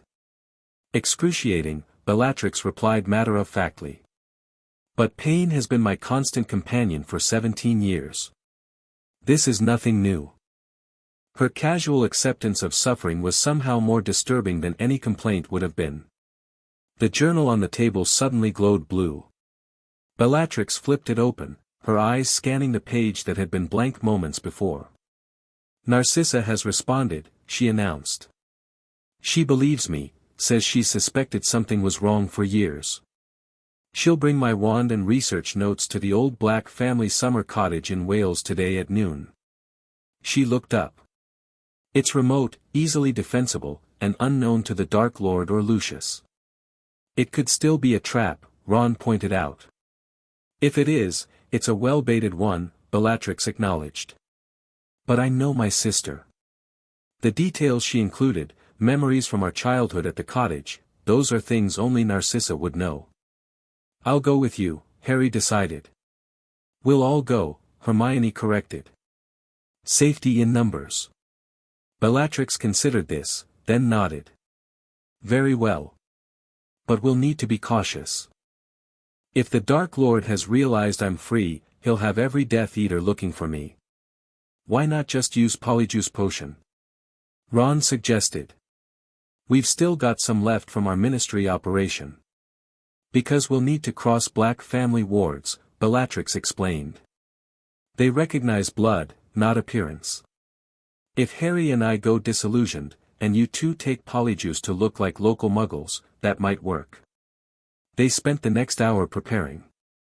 Hermione distributed the remaining Polyjuice potion and helped Bellatrix cast a powerful disillusionment charm on herself and Harry. "The cottage has been abandoned for decades," Bellatrix explained as they prepared to apparate. "After my grandfather died, no one wanted to use it, too remote, too many unpleasant memories. But the wards should still recognize me." "What unpleasant memories?" Harry asked. Bellatrix's mouth tightened. "My grandfather Pollux was traditional in his discipline methods. The cottage was where we were sent 4 corrective summers when we disappointed the family. Sirius got the worst of it, but none of us escaped unscathed." The casual reference to childhood abuse explained much about the Black family dysfunction. "Sounds lovely," Ron muttered. "Can't wait to visit." "I'll take Harry via side-along apparition," Bellatrix continued, ignoring the comment. "I can bring us through the wards directly. You two should appear half a mile south, by the old stone bridge, and walk up. Less suspicious that way." Despite lingering concerns, they agreed to the plan. Harry felt Bellatrix's hand grip his arm firmly, and then the squeezing sensation of apparition. They materialized at the edge of a windswept cliff overlooking the sea. A small stone cottage stood 50 yards away, gray and weathered against the dramatic landscape. Harry felt the tingle of powerful magic as they crossed an invisible barrier. "The wards recognized me," Bellatrix murmured. "Stay close, you're only permitted because you're with me." The cottage looked abandoned, its windows dark and ivy climbing up one wall. As they approached, however, Harry noticed fresh footprints in the damp earth. "Someone's already here," he whispered, drawing his wand. Bellatrix nodded, eyes scanning the area. Narcissa always was punctual. They approached cautiously, Harry's nerves jangling with each step. When they reached the weathered oak door, Bellatrix pressed her palm against it, whispering something in what sounded like archaic French. The door swung open. The interior was dimly lit by a single candle on a dusty table. Two figures stood by the cold fireplace, a tall woman with blonde and black streaked hair, and a teenaged boy with a pointed face and platinum blonde hair. Narcissa, Bellatrix said, dropping her disillusionment charm. And Draco. Narcissa Malfoy stepped forward, her aristocratic features taut with emotion. Bella? Is it really you? It's me, Sissy, Bellatrix confirmed. The real me. Narcissa rushed forward and embraced her sister tightly. Draco remained by the fireplace, his expression guarded as he watched Harry appear from beneath the disillusionment charm. Potter, he said stiffly. Mother said you'd be here. Malfoy. Harry kept his wand ready, not fully trusting either Malfoy despite Bellatrix's assurances. Narcissa finally released her sister, holding her at arm's length to study her face. I knew something was wrong all these years. After you disappeared that summer, you came back, different. Crueler. Obsessed with the Dark Lord in a way that never made sense. Voldemort modified the Catena Fidelitas, Bellatrix explained. He created a version of me built from my worst impulses and buried my true self beneath it. Draco's eyes widened. The family loyalty curse. But that's just a story to frighten children. It's very real, Bellatrix said grimly. As real as the Horcruxes the Dark Lord created to ensure his immortality. The what? Narcissa asked sharply. Objects containing pieces of his soul, Harry explained. That's what we're hunting, what your sister was researching before Voldemort cursed her. Narcissa flinched at the name but didn't protest. That explains why he insisted on storing something in our vault at Gringotts. And why he was so enraged when the Lestrange vault was breached during the mass breakout. You brought what I asked for? Bellatrix asked. Narcissa nodded, retrieving a velvet-wrapped bundle from inside her cloak. Your wand, the research notes from the hidden compartment in your wardrobe, and something else I thought you might want. She handed over a tarnished silver locket. Bellatrix accepted the bundle, unwrapping it reverently. The dark walnut wand seemed to vibrate with recognition as she grasped it, sending a shower of silver sparks into the air. Thank you, she said softly, examining the locket. Mother's pendant. I thought it was lost. I saved it when. Narcissa hesitated. When you were arrested. I always hoped to return it someday, when you were yourself again. Draco cleared his throat. Mother, we need to hurry. Father will notice you're missing soon. Narcissa nodded. He's right. The Dark Lord called an emergency gathering this morning. He was livid. He knows you've broken free somehow, Bella. He's ordered everyone to hunt you down. Her voice dropped. He said something about a treacherous connection to Potter. Our magical resonance, Harry explained. It's how we broke the curse. Magical resonance? Narcissa looked between them with sudden intensity. Like Bella had with Lily Potter. Harry stared at her. You knew about that? Of course. Bella talked about it constantly during our final year at Hogwarts, how fascinating it was to find someone whose magic complemented hers so perfectly, despite their different backgrounds. Narcissa's expression softened with memory. It was the first time I'd seen her truly excited about magical theory rather than just power. Bellatrix looked uncomfortable with this revelation. We should discuss this later. Did you notice any indication that the Dark Lord might move his special objects? He sent Greyback to check on something at Hogwarts, Draco volunteered suddenly. When everyone turned to look at him, he flushed slightly. I overheard him giving the order. Said something needed to be moved to a more secure location. The diadem, Harry and Bellatrix said simultaneously. We need to move quickly, Bellatrix continued, shrinking her research notes and tucking them into a pocket. If he's relocating the Horcruxes, our task becomes much more difficult. A sudden crack outside made them all freeze. "That's not Ron and Hermione," Harry said quietly. They were walking up from the bridge. Bellatrix moved to a dusty window, peering out cautiously. "Death Eaters," she hissed. "3 of them. Rookwood, Dolohov, and Raoul. How did they find us?" Narcissa whispered, her face pale. Draco looked stricken. "The trace," he said. "Father put tracking spells on both of us after my failure last year. They must have followed us." "We need to leave," Harry said urgently. "Ron and Hermione are walking into an ambush." "The anti-apparition wards," Bellatrix said, already moving toward the back of the cottage. "They'll have put them up immediately. But there's another way out, a hidden passage down to the cove. It was our escape route when grandfather was in one of his rages." She pressed her wand to a seemingly solid stone wall, murmuring another incantation. The stones shimmered and revealed a narrow passageway. "Go," she urged. "Narcissa, Draco, you should return to the manor. Say I ambushed and overpowered you." "No," Narcissa said firmly. "I've played my part for too long. I'm coming with you." "Mother!" Draco protested. "You have a choice, Draco," Narcissa told him. "Stay and maintain your cover, or come with us. Either way, I'm done pretending loyalty to a madman who enslaved my sister." The sound of footsteps on the porch decided the matter. Draco swallowed hard, then nodded. "I'm coming too." They hurried into the passage just as the front door exploded inward. The stone wall resealed behind them, plunging them into darkness broken only by the light from their wands. "This leads to a small cove," Bellatrix explained, leading the way down rough-hewn steps. "There's a boat we can use to get beyond the anti-apparition wards." "What about Ron and Hermione?" Harry asked anxiously. "We'll send them a Patronus once we're clear," Bellatrix replied. "Warn them away." They emerged into bright daylight at the base of the cliff.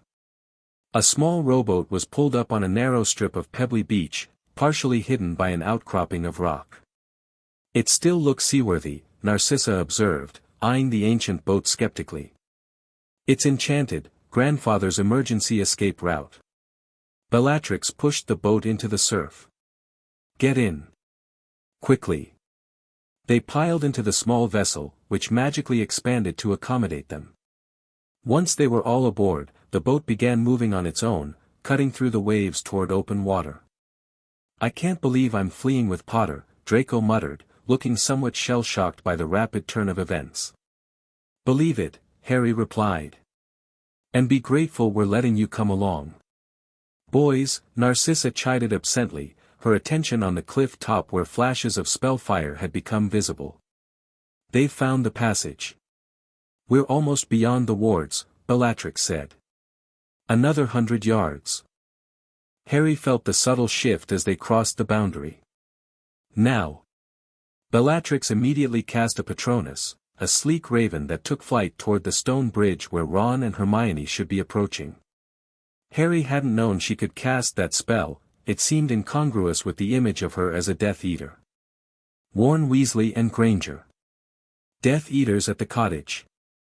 Meet at the fallback location," she instructed the silvery bird before it streaked away. "Where's the fallback location?"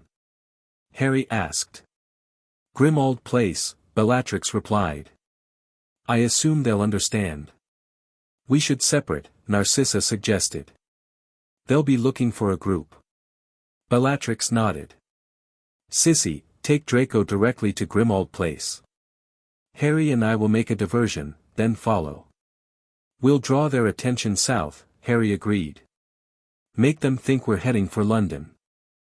After a brief discussion of the Grimmauld Place location, which Narcissa had visited in her youth, they separated, Narcissa and Draco disapparating with twin cracks, while Harry and Bellatrix headed toward a distant lighthouse visible along the coastline.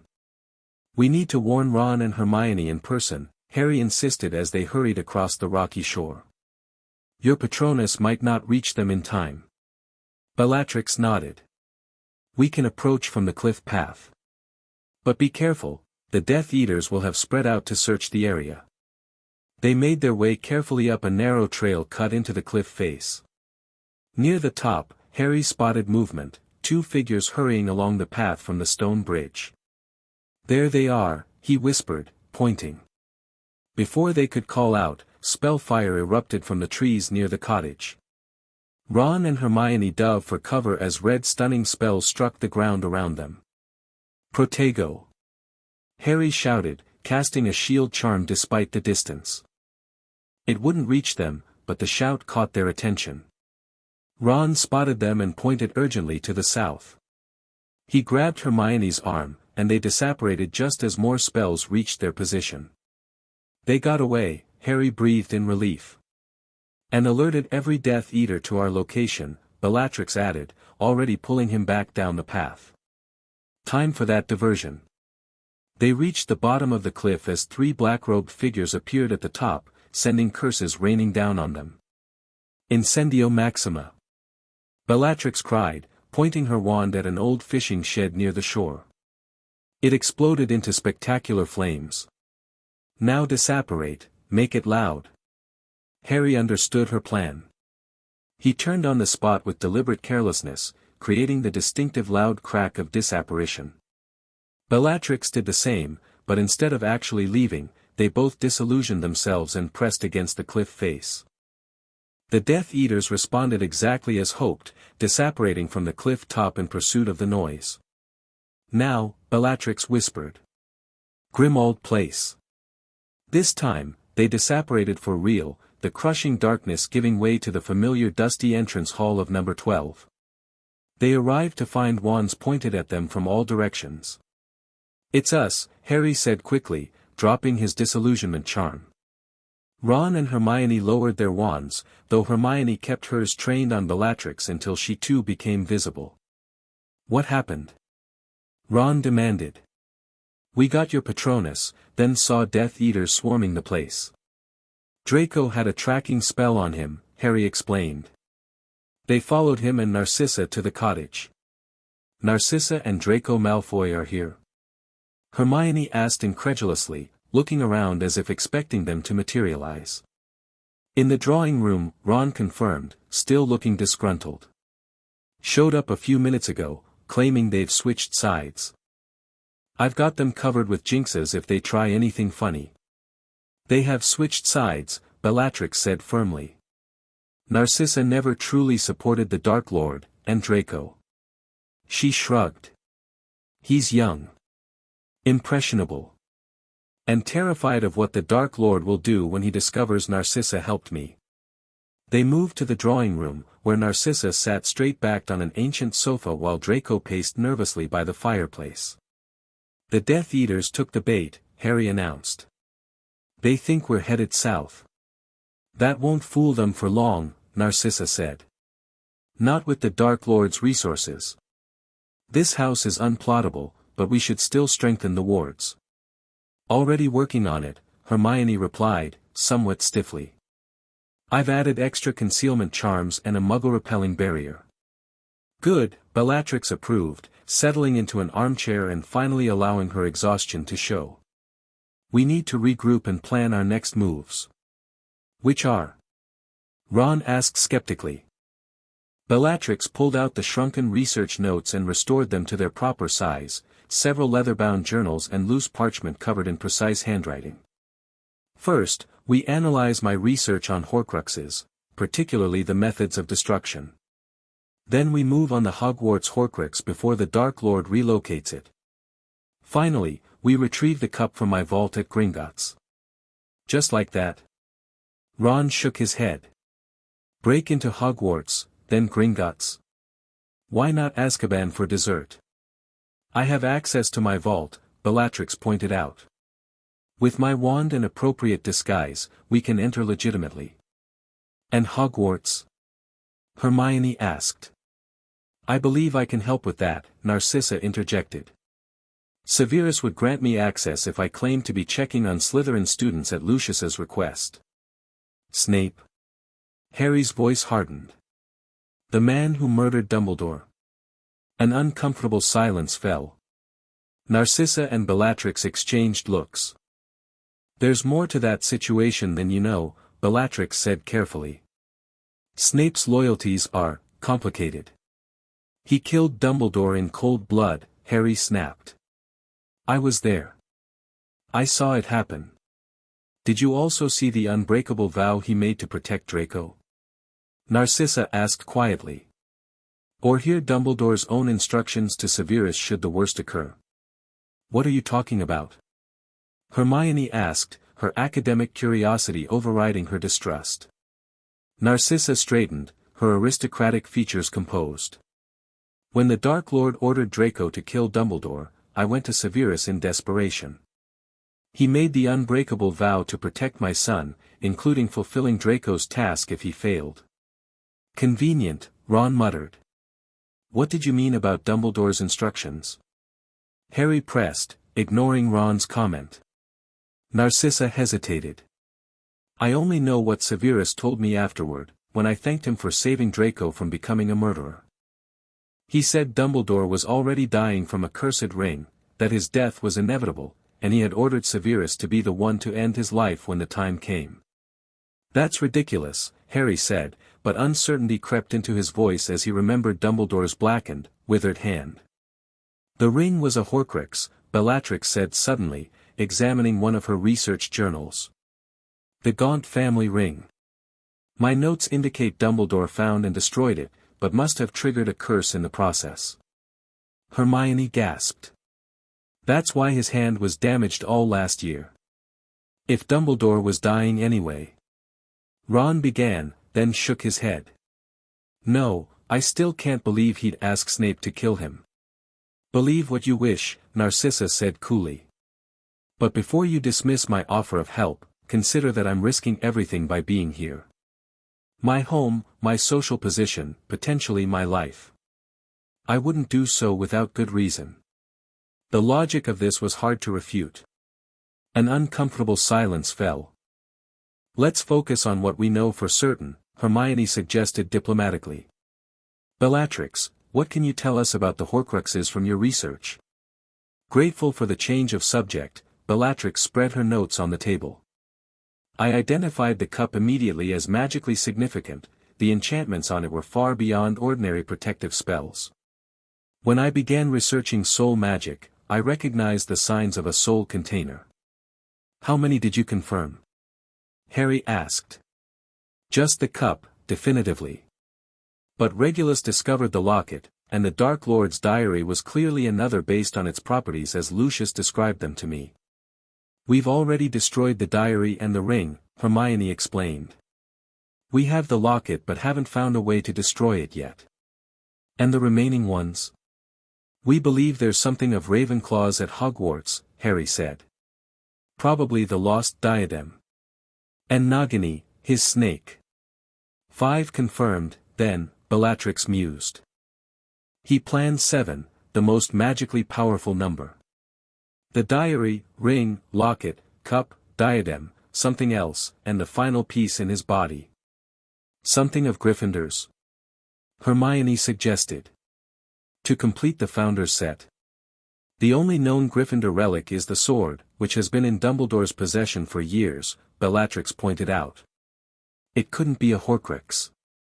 They speculated for a while longer before turning to methods of destruction. "Basilisk venom destroyed the diary," Harry explained. "And Dumbledore used the sword of Gryffindor on the ring, which had been impregnated with basilisk venom when you killed the basilisk," Hermione added. "So essentially the same method." Bellatrix nodded thoughtfully. "My research identified several methods, basilisk venom, fiendfire, and a few more obscure options. But the one I was most interested in was using resonant love magic to purify the soul fragment without destroying the container. Like what happened with me," Harry said. "My mother's sacrifice protected me from Voldemort's killing curse." "Exactly. Lily and I were exploring the theoretical framework before." Bellatrix trailed off, then continued more firmly. "The theory involved using magically resonant individuals to create a purification field that the fragmented soul couldn't withstand. But we'd need to understand exactly how that works before attempting it on a Horcrux, Hermione pointed out. Especially with something as dangerous as the locket. My notes contain the foundational theory, Bellatrix said, extracting a particular journal from the pile. And with our direct experience of magical resonance during the binding-breaking ritual, we have practical knowledge to build upon. As evening approached, they developed a tentative plan. Hermione and Bellatrix would work on developing the resonant magic method for destroying Horcruxes, while Harry and Ron prepared for the Gringotts' infiltration. Narcissa and Draco would provide information on Death Eater movements and help plan the Hogwarts incursion. Dinner was a tense affair, with Ron still eyeing the Malfoys and Bellatrix suspiciously. Draco remained mostly silent, clearly uncomfortable with his new allies, while Narcissa maintained her aristocratic composure despite the humble surroundings. After the meal, Harry found Bellatrix alone in the library, poring over her research notes with intense concentration. "Finding anything useful?" he asked. She looked up, dark circles prominent under her eyes. "Perhaps. The resonance between us is stronger than what I experienced with Lily, possibly because you also carry her magical signature, creating a compound effect." Harry sat across from her. "Can I ask you something?" "You just did," she replied with a hint of dry humor. "But continue. What was my mother like? As a researcher, I mean. Everyone tells me about her kindness or her sacrifice, but rarely about her mind." Bellatrix set down her quill, considering. "Brilliant. Intuitive. She approached magic from an emotional perspective that most purebloods are trained to avoid. Where I saw magical structures and theoretical frameworks, she saw connections and possibilities." A ghost of a smile touched her lips. "We argued constantly about methodology, but the results were always stronger for it." "You respected her," Harry observed, surprised by the warmth in Bellatrix's voice. "I did. Against every prejudice I'd been raised with, I couldn't deny her magical gift." She traced a pattern on the page before her. "Working with her changed me. Made me question things I'd always accepted. That's why I began investigating the Dark Lord's claims and eventually discovered the Horcrux. And now we're continuing what you both started," Harry said. Bellatrix's dark eyes met his. With a stronger resonance and higher stakes. She hesitated, then added, "The connection between us during the binding-breaking ritual, it was unusually powerful. I could feel your magical signature intertwining with mine, creating something new." "I felt it too," Harry admitted. "Like our magic recognized each other." It did. Magical resonance is rare for a reason, it requires fundamental compatibility on multiple levels. That's why the Dark Lord could never understand Lily's protection over you. Love magic is foreign to him, but resonant love magic is incomprehensible. "Could we use that against him?" Harry asked. "Not just to destroy the Horcruxes, but in the final confrontation." Bellatrix's expression grew thoughtful. "Perhaps. If we could harness the resonance deliberately, create a shield he couldn't penetrate or a weapon he couldn't defend against." She shook her head. "It's theoretical, but worth exploring." They worked late into the night, Bellatrix teaching Harry the fundamental principles of magical resonance while he shared everything he knew about his mother's protection. When they finally separated to sleep, Harry felt a strange mixture of exhaustion and excitement. They were developing something powerful, something Voldemort wouldn't expect. The next morning brought a breakthrough from an unexpected source. Narcissa, examining the locket Horcrux with expert eyes, noticed something the others had missed. "These runes along the edge," she said, pointing to tiny markings almost hidden in the decorative scrollwork. "They're blood runes, specifically, Black family blood runes." "What?" Bellatrix leaned in, studying the markings. "She's right. They're binding runes, tying the soul fragment to the container through blood magic." "But why would Voldemort use Black family runes?" Ron asked. "The locket belonged to Salazar Slytherin, who was a direct ancestor of the Gaunt family," Hermione explained. "And the Blacks are connected to that lineage as well." More importantly, Bellatrix interjected, if these are blood runes, then blood from a black family member could be used to weaken the binding. Your blood, Harry realized. That's why Regulus could interact with the locket enough to steal it, his black blood gave him a connection to it. And why the locket affects Ron, Hermione, and me so strongly when we wear it, but might affect you differently, he added to Bellatrix. She nodded slowly. If I were to wear it, my blood connection might allow me to contain its influence better. And more importantly, it could be the key to destroying it without basilisk venom or fiendfire. How? Hermione asked. Blood magic can create bindings, but it can also break them, if the right ritual is performed. Bellatrix turned to her sister. Narcissa, do you remember the Rituum Sanguinis from Mother's lessons? Narcissa paled slightly. The blood rite of unbinding? Bella, that's dangerous magic. If performed incorrectly, yes, catastrophic backlash, possible death, etc., Bellatrix said dismissively. But it's designed specifically for breaking blood-based bindings. Combined with our resonant magic research. She looked at Harry. We might have our method. Hermione looked concerned. How dangerous is this ritual exactly? Less dangerous than basilisk venom or fiendfire if performed correctly, Bellatrix said. More dangerous if not. It requires black family blood, mine or Narcissa's, and the resonant magic connection between Harry and myself to create the unbinding field. And the risk? Harry pressed. Bellatrix met his gaze directly. If the connection between us isn't strong enough, the Horcrux could lash out through the blood connection. Best case, magical exhaustion. Worst case. She shrugged. Death, possession, the usual dark magic consequences. Cheerful options, Ron muttered. We need to practice the resonance magic first, Harry decided. Strengthen our connection before attempting the ritual. Bellatrix nodded approvingly. Wise. We'll need a secure space where magical discharge won't damage the house or alert the ministry. The basement has an old dueling room, Narcissa suggested.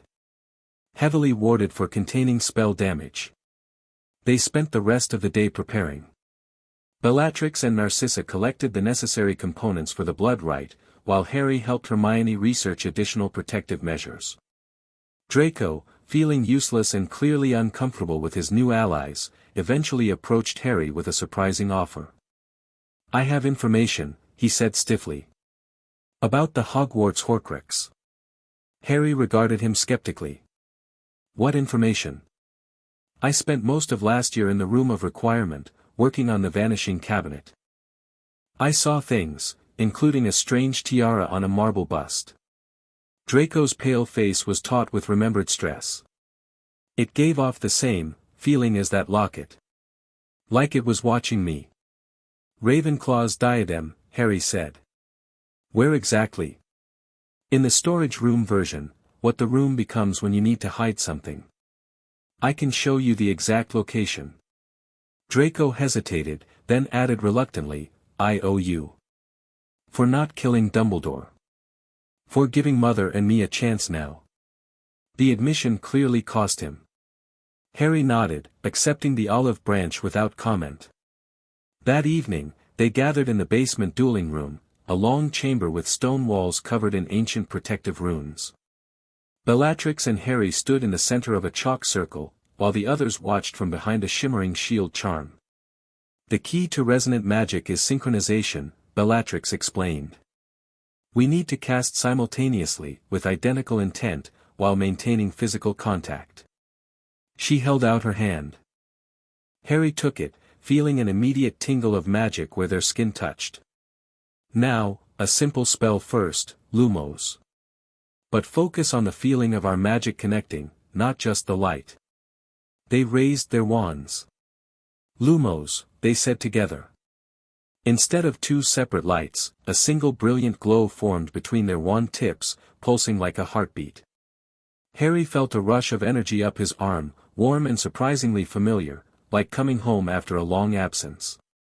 Good, Bellatrix murmured, her dark eyes reflecting the light. Now something more complex. On 3, cast your Patronus while I cast mine. 1, 2, 3. Expecto Patronum, they cried in unison. Harry's stag and Bellatrix's raven burst forth, but instead of silver, both patronuses glowed with a pearl-white radiance that illuminated the entire room.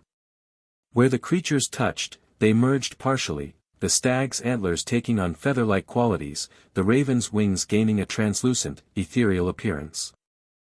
Extraordinary, Hermione breathed from behind the shield. They're sharing magical properties.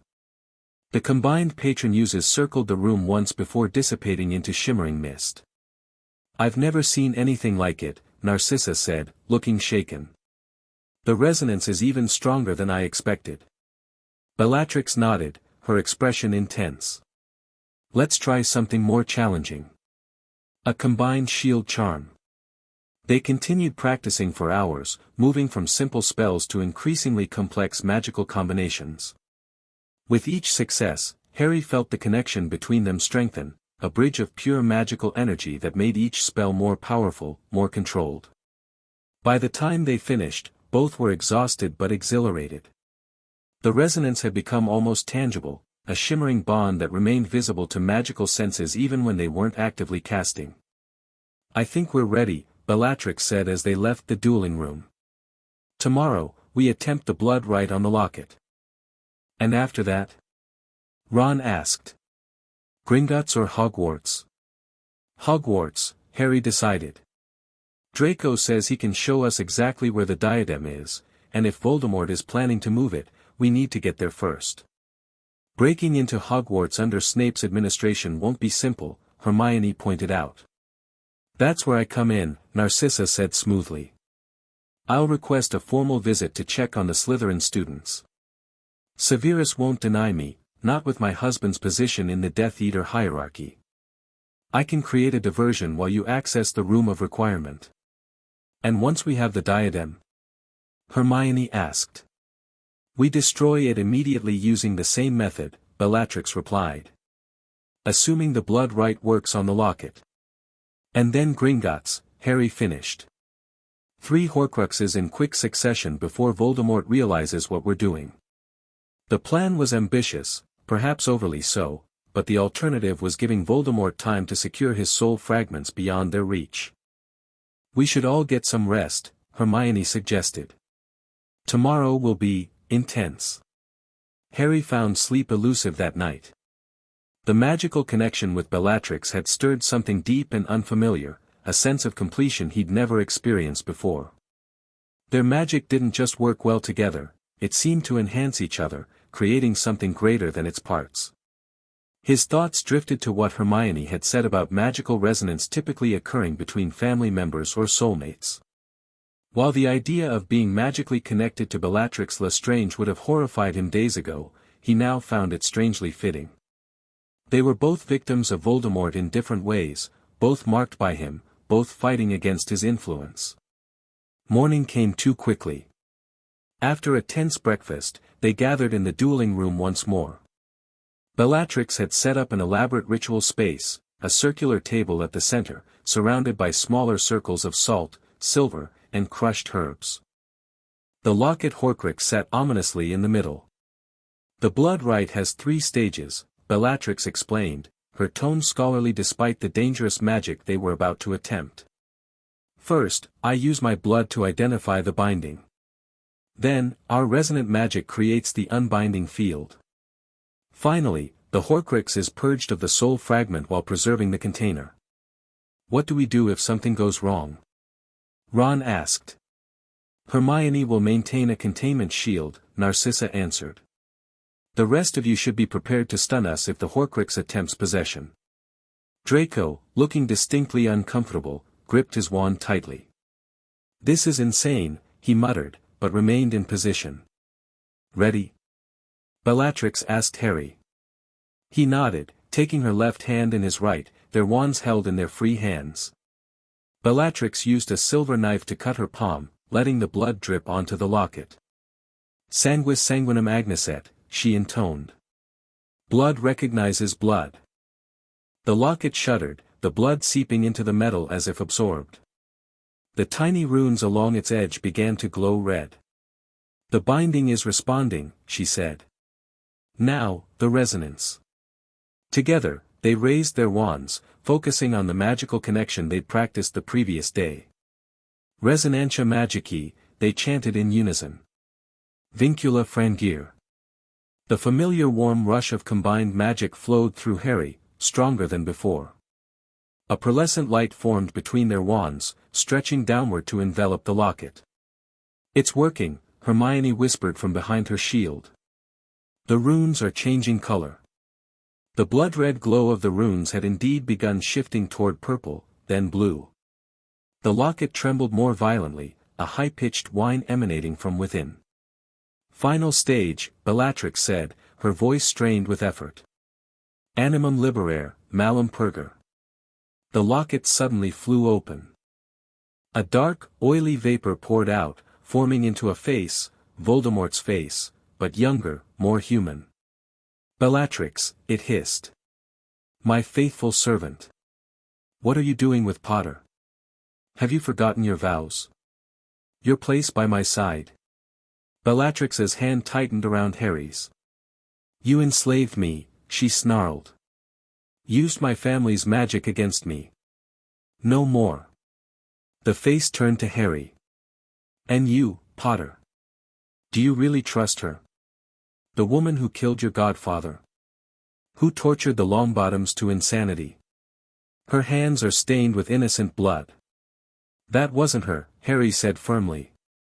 "That was your curse." The vapor face twisted in rage. "Lies. She was always cruel, always hungry for power. I merely unleashed what was already there." Harry felt Bellatrix falter beside him, the resonance weakening. The spectre's words had struck a nerve, her greatest fear that the cursed version of herself wasn't entirely separate from her true nature. "Don't listen," he said urgently. "It's trying to break our connection." The spectre grew larger, feeding on their momentary doubt. "You cannot destroy me. I am Lord Voldemort. I am eternal."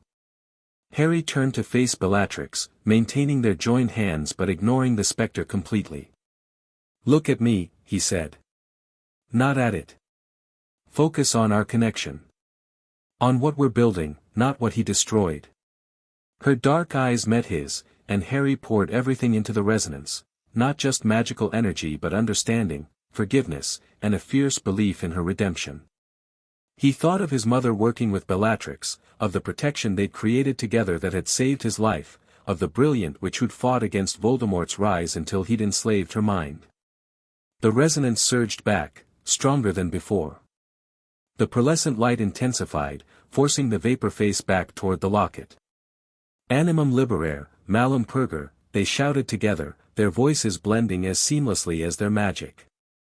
The spectre shrieked, a sound of pure agony that made everyone wince. The black vapor compressed, writhed, and finally dissolved into the light, leaving only the empty locket lying on the table. Silence fell over the room. Harry and Bellatrix remained connected, the resonant magic slowly fading as they lowered their wands. "It worked," Hermione said in awe. "The Horcrux is gone, but the locket is intact." Bellatrix released Harry's hand and picked up the locket carefully. "Yes. The soul fragment has been purged. The locket is just a locket now, a valuable historical artifact, but no longer a vessel of dark magic." "That was..."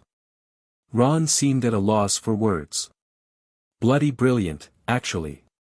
Harry felt drained but elated. They had destroyed a Horcrux without basilisk venom or fiendfire, using a method Voldemort would never anticipate. The resonance was even stronger than yesterday, Bellatrix noted, examining Harry with scholarly interest. The emotional component amplified it significantly.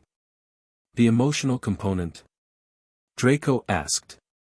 "Resonant magic isn't just about magical compatibility," Narcissa explained. "It's enhanced by emotional connection, trust, understanding, shared purpose." Harry felt his face warm slightly. The connection had indeed felt deeply personal, beyond mere magical technique. Will this method work on the other Horcruxes? Hermione asked, bringing the focus back to practicalities. It should, Bellatrix confirmed. Though each may manifest differently when threatened. The locket contained a particularly strong fragment, one of his earlier Horcruxes, I suspect. Then we move forward with the Hogwarts plan, Harry decided. How soon can you arrange a visit, Narcissa? I'll send an owl to Severus immediately. With the right pressure about Draco's welfare and Lucius's concerns, he should grant an audience tomorrow or the next day. The success with the locket energized everyone. While Narcissa composed her letter to Snape, Bellatrix and Hermione refined the blood rite based on their experience, making it more efficient for future Horcruxes. Harry, Ron, and Draco focused on planning the Hogwarts infiltration, with Draco drawing detailed maps of the 7th floor corridor and the room of requirement storage configuration. The diadem is on a marble bust, here, Draco indicated, marking a spot on his rough sketch. In a cabinet near the stuffed troll.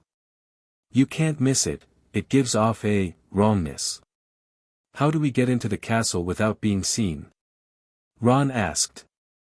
The secret passages might be monitored now that Snape's in charge. The room of requirement itself can help with that, Harry suggested. We know it can create a passage to the Hogshead, we used it for DA meetings. If we can get to Hogsmeade, we can use that route. And while Mother distracts Snape, we slip in, grab the diadem, destroy it, and leave. Draco sounded skeptical. Seems too simple. Simple plans have fewer points of failure, Harry pointed out. The biggest risk is being spotted by students or staff loyal to Snape. The Carrows are the real threat, Draco said grimly. They're running discipline now, and they're sadistic. They patrol the corridors constantly. We'll use the Marauder's map to avoid them, Harry decided. And if necessary, my invisibility cloak. As evening fell, Narcissa received a response from Snape, a terse note granting her permission to visit Hogwarts the following afternoon to discuss Mr. Malfoy's academic standing and disciplinary record. Perfect, she said, setting down the parchment. He's agreed to meet me at 3 o'clock. That should give you ample time to access the room of requirement while the students are in classes. We'll need to leave early, Bellatrix noted. The anti-apparition boundaries extend well beyond Hogsmeade now. I have the tent we used during the Horcrux hunt, Hermione suggested. We could apparate to the mountains tonight, camp there, and approach Hogsmeade on foot tomorrow morning. They agreed to this plan, spending the rest of the evening gathering supplies and preparing for the next day's mission. Harry noticed that while Ron still watched Bellatrix cautiously, his hostility had diminished significantly after witnessing her role in destroying the Horcrux. Draco, too, seemed to be adjusting to their unlikely alliance, though he maintained a wary distance from Harry and Ron, preferring to help his mother with preparations. Late that night, Harry found Bellatrix in the library again, this time examining the now harmless locket with a magnifying glass. Studying the craftsmanship, he asked. She glanced up. The spell work, actually. Understanding how he bound the soul fragment might help us locate others. She set the locket aside. Are you ready for tomorrow? As ready as we can be, Harry said, sitting across from her. You. I admit I'm apprehensive about returning to Hogwarts. The last time I was there, it was to help Death Eaters infiltrate the castle. Her expression darkened. Another crime I was forced to commit. That wasn't you, Harry reminded her. Wasn't it? That's what the Horcrux targeted, my fear that the cursed version wasn't entirely separate from me. That those cruel impulses existed within me, just waiting to be unleashed. She traced the edge of the locket with one finger. The Catena Fidelitas works by amplifying existing traits, not creating new ones. Everyone has darkness in them, Harry said quietly. What matters is the choices we make. She smiled faintly. You sound like Dumbledore. Worse things to sound like, Harry replied with a slight smile of his own. The fact that you're worried about this proves my point. The real you is sitting here agonizing over actions you couldn't control. The cursed version never would have cared. Bellatrix considered this, then nodded slowly. Perhaps. In any case, we should both rest. Tomorrow will be challenging. They departed for the mountains shortly after dawn, appearing on a windswept slope with a view of Hogsmeade in the distance. Hermione's enchanted tent provided modest shelter as they finalized their plans. Narcissa will enter through the main gates at 2:30, Bellatrix reviewed. Once she's inside with Snape, we approach from the north using disillusionment charms. Harry, Draco, and I will enter the castle through the Hogshead passage. Ron and Hermione will remain outside as lookouts and our emergency backup. Why are you going in? Ron asked. Shouldn't it just be Harry and Draco? Because I'm needed for the blood rite, Bellatrix explained patiently. And because I've fought my way through Hogwarts before, albeit from the other side. I know the strategic vulnerabilities. No one could argue with this logic, though Harry noticed Hermione's concerned expression. By noon, they'd moved closer to the village, concealed in a dense copse of trees with a clear view of the Hogwarts gates. Narcissa prepared to leave for her appointed meeting, dressed impeccably in formal robes that emphasized her pure-blood status. Remember, I'll keep Severus occupied for at least an hour, she told them. If you're not back by then, I'll create some disturbance as a diversion. Be careful, Bellatrix said, briefly embracing her sister. Severus is perceptive. I've been deceiving dangerous men for decades, Bella, Narcissa replied with a thin smile. This will be no different. She departed with elegant composure, walking openly down the path toward the Hogwarts gates. They watched as she was met by Filch and escorted inside. Now we wait, Harry said, settling back against a tree trunk. The half-hour crawl by agonizingly slowly. Finally, Bellatrix judged it safe to proceed. Disillusionment charms, she instructed. And stay close. They made their way cautiously through Hogsmeade, avoiding the few residents out on the streets. The village had changed dramatically since Harry's last visit, many shops boarded up, dementors drifting at the outskirts, and a general pall of fear hanging over everything. The Hogshead looked as dingy as ever, though noticeably emptier. Aberforth Dumbledore glanced up suspiciously as the door opened apparently on its own. Whoever you are, I don't want trouble, he growled. Harry removed his disillusionment charm once the door closed. It's me, Mr. Dumbledore. We need to use the passage to the room of requirement. Aberforth's bushy eyebrows rose as the others appeared. His eyes lingered on Bellatrix, hand moving subtly toward his wand. Interesting company you're keeping these days, Potter. It's not what you think, Harry said quickly. She's on our side now. Is that right? Aberforth didn't look convinced. And the Malfoy boy too? Must have missed the announcement that Death Eaters were switching sides. I was under a curse, Bellatrix said bluntly. The Dark Lord modified my family's loyalty binding to enslave me.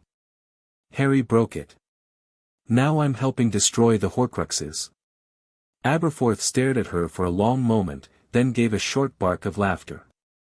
Well, at least you're direct about it. Albus always said there was more to you than met the eye, back when you were a student. This clearly surprised Bellatrix. Dumbledore said that? About me? Said you asked better questions than anyone in your year. Shame about the company you kept. He shrugged. Well, if you're here to cause Snape and the Carrows trouble, I won't stand in your way. The passage is open, Neville Longbottom and his friends use it regularly now. Neville? Harry asked sharply. He's still at Hogwarts. Leading the resistance, such as it is. They call themselves Dumbledore's army. Aberforth gestured to the portrait of his sister. Through there. It'll take you straight to the room of requirement, where the students are hiding out. This was an unexpected complication. Harry exchanged glances with the others.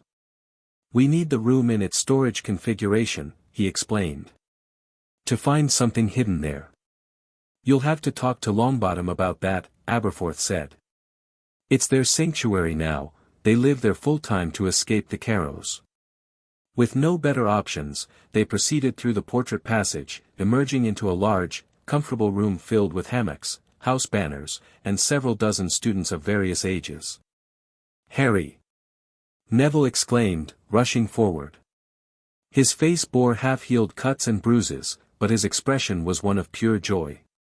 The joy evaporated instantly when he spotted Bellatrix and Draco. "What the hell?" he demanded, wands suddenly in hand. Several other students also drew their wands. "Neville, wait." Harry moved between them. "I can explain." "Explain why you brought Bellatrix Lestrange into our headquarters." Neville's voice shook with fury. "The woman who tortured my parents?" The room had gone deadly silent, all eyes focused on the confrontation. Bellatrix remained very still, making no move toward her wand. "That wasn't her, Neville," Harry said quietly. "She was under a curse, a magical binding that Voldemort used to control her. We broke it a few days ago." "A convenient excuse," Neville said bitterly. "Is that why you brought Malfoy too? Was he cursed into letting Death Eaters into Hogwarts last year?" Draco flushed but said nothing. "We're here because we need to find something," Harry continued steadily. "Something that will help us defeat Voldemort. It's hidden in this room, but not the way the room is now. We need the version where things are hidden. And we're supposed to trust them." Ginny Weasley stepped forward, her fierce gaze moving between Bellatrix and Draco. "Trust me," Harry pleaded. "I wouldn't bring them here if I wasn't absolutely certain." "Perhaps I should speak," Bellatrix said softly. All eyes turned to her. She addressed Neville directly. "Mr. Longbottom. I cannot undo what was done to your parents. I cannot even claim it wasn't my hands that held the wand. But I can tell you that for 17 years, I have been a prisoner in my own body, forced to watch as the Dark Lord used me as his instrument of torture and death." She took a step forward, ignoring the wands trained on her. "You have every right to hate me. To want me dead. I understand that better than anyone. But right now, helping Harry destroy the Dark Lord's soul anchors is more important than either my guilt or your vengeance." The blunt honesty of her words created a stunned silence. Neville's wand hand trembled slightly. "How do we know you're telling the truth?" he finally asked. "Veritaserum," Luna Longbottom suggested, approaching from the back of the room. "We have some. Slughorn misplaced a vial during potions class last week." Bellatrix nodded immediately. "I consent to that." The Veritaserum was produced, and under its influence, Bellatrix recounted the basics of her story: the discovery of the Horcrux, Voldemort's use of the modified Catena Fidelitas, her 17 years of imprisoned consciousness, and Harry's breaking of the curse. She answered all questions directly and without hesitation. When the potion wore off, the atmosphere in the room had shifted dramatically. "I believe you," Neville said finally, lowering his wand. "I don't forgive you, I don't know if I can ever do that, but I believe you were a victim too." "I don't ask for forgiveness," Bellatrix replied. "Only the chance to help end his reign of terror." Neville turned to Harry. "What do you need from us?" "We need the room to transform into the storage version, the place where hidden things are kept," Harry explained. "There's a Horcrux here, a piece of Voldemort's soul in Ravenclaw's lost diadem." Murmurs spread through the gathered students. "We can clear out for an hour," Neville decided. "But we'll need to know when you're done. This is the only safe place for many of us now." "Thank you," Harry said with genuine gratitude. As the students filed out through the portrait passage, many still eyeing Bellatrix and Draco suspiciously, Neville provided a brief update on conditions at Hogwarts. The Carrows had instituted a reign of terror, with students regularly tortured for minor infractions. The DA had gone underground, providing what protection they could for younger students while maintaining a campaign of resistance. "Snape knows we're here, I think," Neville said, "but he hasn't moved against us directly." It's strange, he seems to be containing the Carrow's worst excesses without openly opposing them. This aligned with what Narcissa had suggested about Snape's true loyalties, but Harry kept that thought to himself. Once the room was empty, Harry paced before the blank wall, concentrating. "I need the place where everything is hidden," he murmured 3 times. The door materialized, opening into a vast cathedral-like space filled with thousands of objects, furniture, books, contraband, and treasures hidden by generations of Hogwarts inhabitants. "This way," Draco said, taking the lead for the first time. "The cabinet where I worked on the Vanishing Cabinet is a good landmark." They followed him through towering piles of discarded items, Bellatrix examining their surroundings with scholarly interest. "The magical saturation in this room is extraordinary," she observed.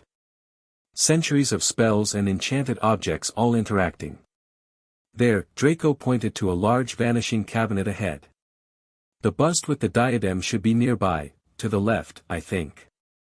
They searched the indicated area, finding several marble busts but none wearing a diadem. "Are you sure it was here?" Harry asked, frustration mounting. "Positive," Draco insisted. Unless someone moved it," Bellatrix finished grimly. "Or the Dark Lord already retrieved it." "We need to expand the search," Harry decided. "It has to be here somewhere." They split up to cover more ground, maintaining verbal contact as they navigated the labyrinthine paths between stacked treasures. It was Ron who found it, calling out from several aisles over. "Here. I've got something." They converged on his position to find a tarnished tiara sitting not on a bust but stuffed unceremoniously into a trollfoot umbrella stand. "That's it," Draco confirmed. "Someone definitely moved it." Bellatrix approached cautiously, drawing her wand. "It's a Horcrux, no question.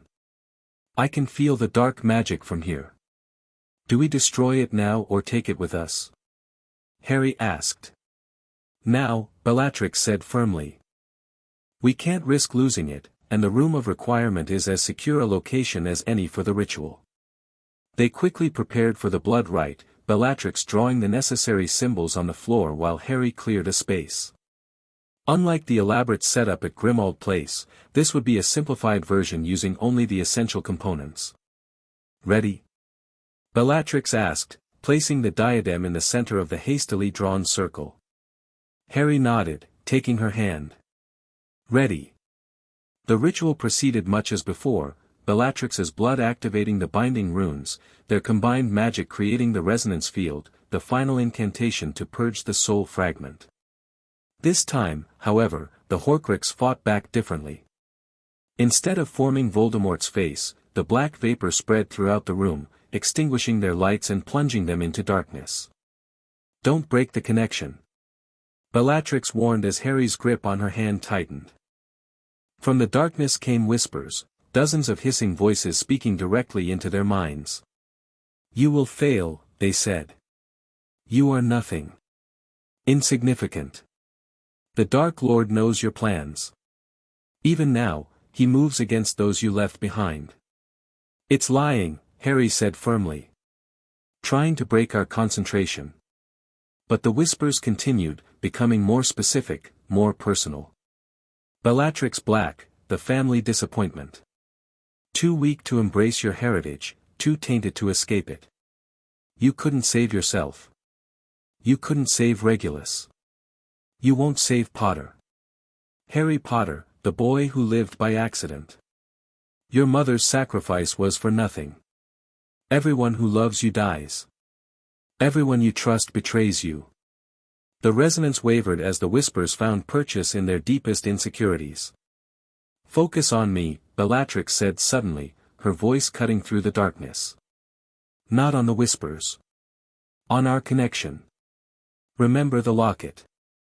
Harry forced himself to ignore the voices, concentrating instead on their joined magic, the warm, familiar flow between them that had destroyed the locket. He thought of his mother working with Bellatrix, of the protection they'd created, of the brilliant witch fighting beside him now. The resonance stabilized, growing stronger. Light began to emanate from their joined hands, pushing back the darkness.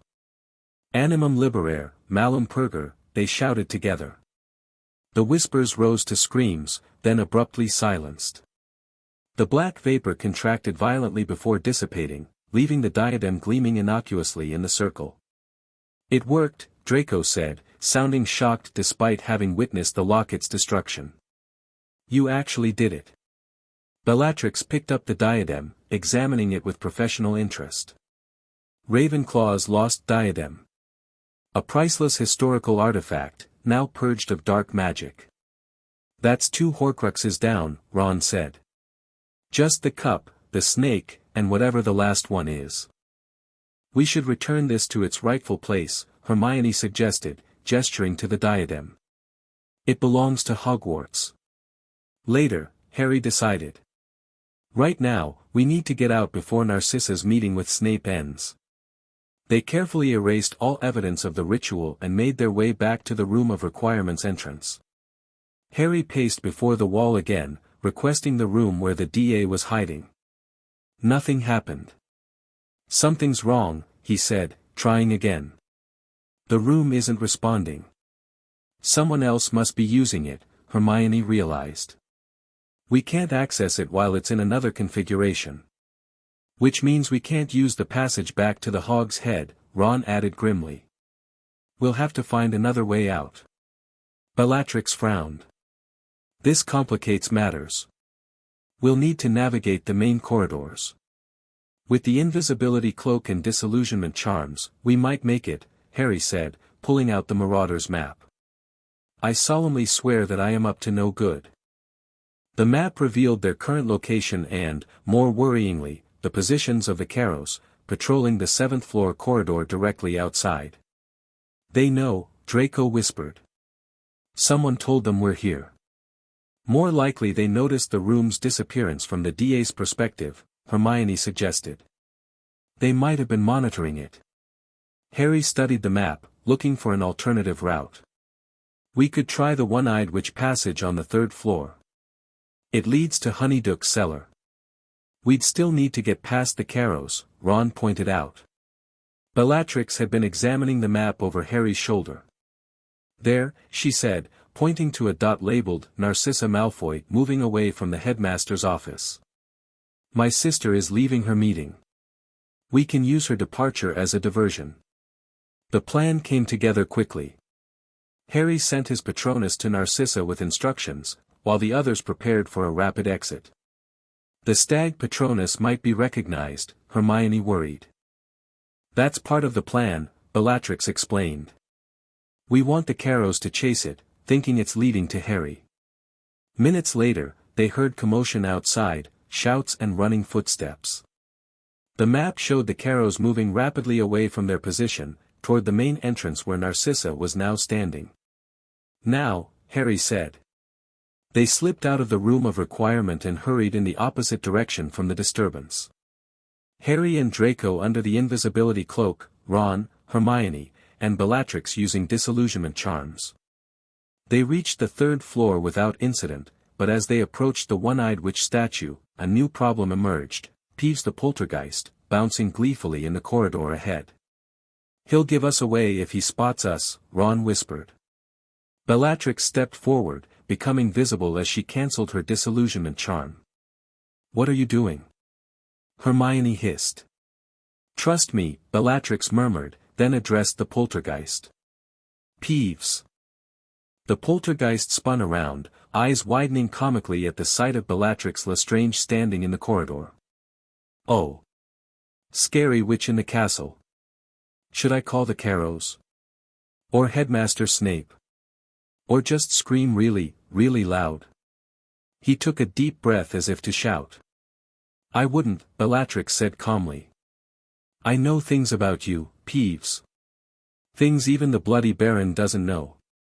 Peeves paused, suspicious but curious. What things? Like how you came to be bound to Hogwarts in the first place. The binding of the chaotic spirit, a fascinating bit of magic performed by Helena Ravenclaw herself. This clearly caught Peeves off guard. How would Scary Witch know that? I studied it extensively. Including how to strengthen the binding, or weaken it. Bellatrix smiled thinly. I could help you gain more freedom, Peeves. Or I could tighten your constraints considerably. Your choice. The poltergeist hovered indecisively, then cackled. What does Scary Witch want from Peeves? Distract the Carrows for 10 minutes. Lead them to the astronomy tower with tales of students out of bounds. Peeves considered this, then grinned wickedly. Deal. He zoomed off down the corridor, already singing loudly about naughty students kissing in the tower. How did you know about his binding? Hermione asked, impressed despite herself. I didn't, Bellatrix admitted. But all spiritual entities have bindings of some sort. It was a calculated risk. They continued to the one-eyed witch statue. Descendium, Harry whispered, causing the hump to open and reveal the secret passage. One by one, they slipped inside and began the long crawl to Honeydukes. The passage was narrower than Harry remembered, forcing them to move in single file through the dusty tunnel. Where will Narcissa meet us? Harry asked. At the Shrieking Shack, Bellatrix replied from behind him. She'll create her diversion, then slip away during the confusion. They emerged in Honeyduke's cellar, finding it mercifully empty. Carefully, they made their way upstairs and out into Hogsmeade, using a combination of the invisibility cloak and disillusionment charms to avoid detection. The village was quiet, though Dementors drifted at the outskirts. They skirted around the main street, keeping to the shadows as they approached the Shrieking Shack. Narcissa was already waiting, her elegant composure somewhat diminished by the urgency of the situation. We need to leave immediately, she said without preamble.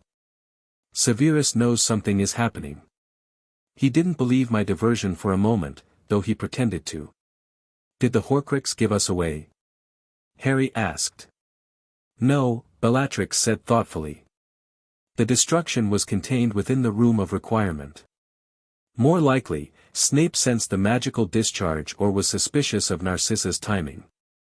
Either way, we should get back to the mountains and disapparate from there, Hermione suggested. It's not safe to do it here with the Dementors patrolling. They set off immediately, maintaining their concealment as they left the village behind. The trek back to their campsite was tense but uneventful, and once they reached the safety of the mountains, relief set in. We did it, Ron said as they prepared to disapparate. 2 Horcruxes destroyed in 2 days. 3 to go, Harry replied. The cup, Nagini, and the unknown one. Then Gringotts is next, Bellatrix said, her expression determined. We retrieve the cup before the Dark Lord realizes what we're doing. They disapparated back to Grimmauld Place, materializing in the front hall with a series of cracks. The house was quiet, too quiet. Something's wrong, Harry said immediately, drawing his wand. They moved cautiously into the kitchen, finding it empty but with signs of a hasty departure, half-eaten food, overturned chairs, and a copy of the Daily Prophet spread across the table. Hermione picked it up, her face paling as she read the headline, Mass Breakout from Azkaban, Ministry Suspects Black Family Involvement. They're looking for us, she said, handing the paper to Harry. The article specifically mentions Bellatrix Lestrange's disappearance and suggests she may be hiding with blood traitor relatives. They've connected Narcissa's disappearance to mine, Bellatrix realized. They're watching all known Black family properties. Including this one, Harry concluded. We need to leave. Now. They gathered essential supplies quickly, the tent, food, research materials, and the purified Horcrux containers. Just as they were preparing to depart, a silvery lynx Patronus bounded into the room. Grimmauld Place compromised, came Kingsley Shacklebolt's voice. Death Eaters attempting to breach wards. Order members evacuated to Shell Cottage. Shell Cottage, Ron repeated. Bill and Fleur's place. It's protected by the Fidelius charm. Can we trust the order with Bellatrix, Narcissa, and Draco? Hermione asked worriedly. We don't have much choice, Harry said as distant magical explosions suggested the wards were indeed under attack. We need somewhere safe to plan the Gringotts operation. With no better options, they disapparated again, arriving on a windswept cliff overlooking the sea. A small cottage stood nearby, warm light spilling from its windows. "Let me go first," Ron suggested. "Bill's my brother, he'll listen to me before hexing anyone." This proved wise, as Ron's appearance at the door was met with drawn wands and suspicious questions until he provided the family password. Harry and Hermione followed, vouching for their companions despite Bill Weasley's obvious shock. "Bellatrix Lestrange and the Malfoys?" he asked incredulously. "Have you all gone mad?" "It's complicated," Harry began, then proceeded to explain the situation as concisely as possible. Bill and Fleur listened with increasing astonishment, joined partway through by Lupin and Tonks, who had also sought refuge at Shell Cottage. "A curse?" Lupin repeated, studying Bellatrix with professional interest. "The Catena Fidelitas? I thought that was theoretical." "The Black family made sure many of their darker practices appeared to be merely theoretical," Bellatrix replied dryly. "It helped avoid ministry scrutiny." "And you've destroyed 2 Horcruxes using resonant magic?" Lupin continued, clearly fascinated despite his wariness. "Yes," Harry confirmed. "The locket and the diadem. We're planning to go after the cup in Bellatrix's vault at Gringotts next." This prompted a detailed discussion of Gringotts security, with Bill providing invaluable insider knowledge as a former cursebreaker. "The Lestrange vault is one of the oldest and most secure," he explained. "Multiple magical barriers, the thief's downfall to wash away enchantments, and a dragon guarding the high-security section. But Bellatrix has legitimate access," Harry pointed out. "With her wand and her presence, we should be able to enter without triggering the worst security measures." "Assuming she isn't recognized," Bill countered. "Her face is plastered across the Daily Prophet as the Ministry's most wanted." "Polyjuice won't work," Bellatrix said. "The thief's downfall would wash it away immediately. But a strong glamour charm combined with more conventional disguise methods might." The planning continued late into the night, with Bill's expertise proving crucial in identifying potential pitfalls and solutions. Finally, they settled on an approach. Bellatrix would be disguised through a combination of glamour charms and physical alterations, accompanied by Harry under the invisibility cloak and Hermione disguised as her assistant. "The timing is critical," Bill emphasized. "Once you're in the vault, you'll have maybe 15 minutes before someone becomes suspicious, especially given the heightened security." "That should be sufficient," Bellatrix said confidently. "I know exactly where the cup is located." As the others retired for the night, Harry found himself alone with Bellatrix on the cottage's small porch, both staring out at the moonlit sea. "We're getting closer," he said. 3 down, 3 to go. "The most difficult are still ahead," she replied.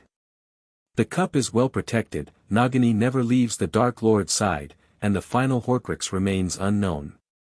"You've studied him more than anyone," Harry observed. "Any theories about what the last one might be?" Bellatrix considered this. "He favors items of historical significance, particularly those connected to Hogwarts founders. But with artifacts from Slytherin, Hufflepuff, and Ravenclaw already accounted for, that leaves Gryffindor, and as we discussed, the sword is the only known relic, which Dumbledore had secured. Could it be something else from Hogwarts? Not a founder's item, but something significant to him personally? Possibly." She frowned thoughtfully.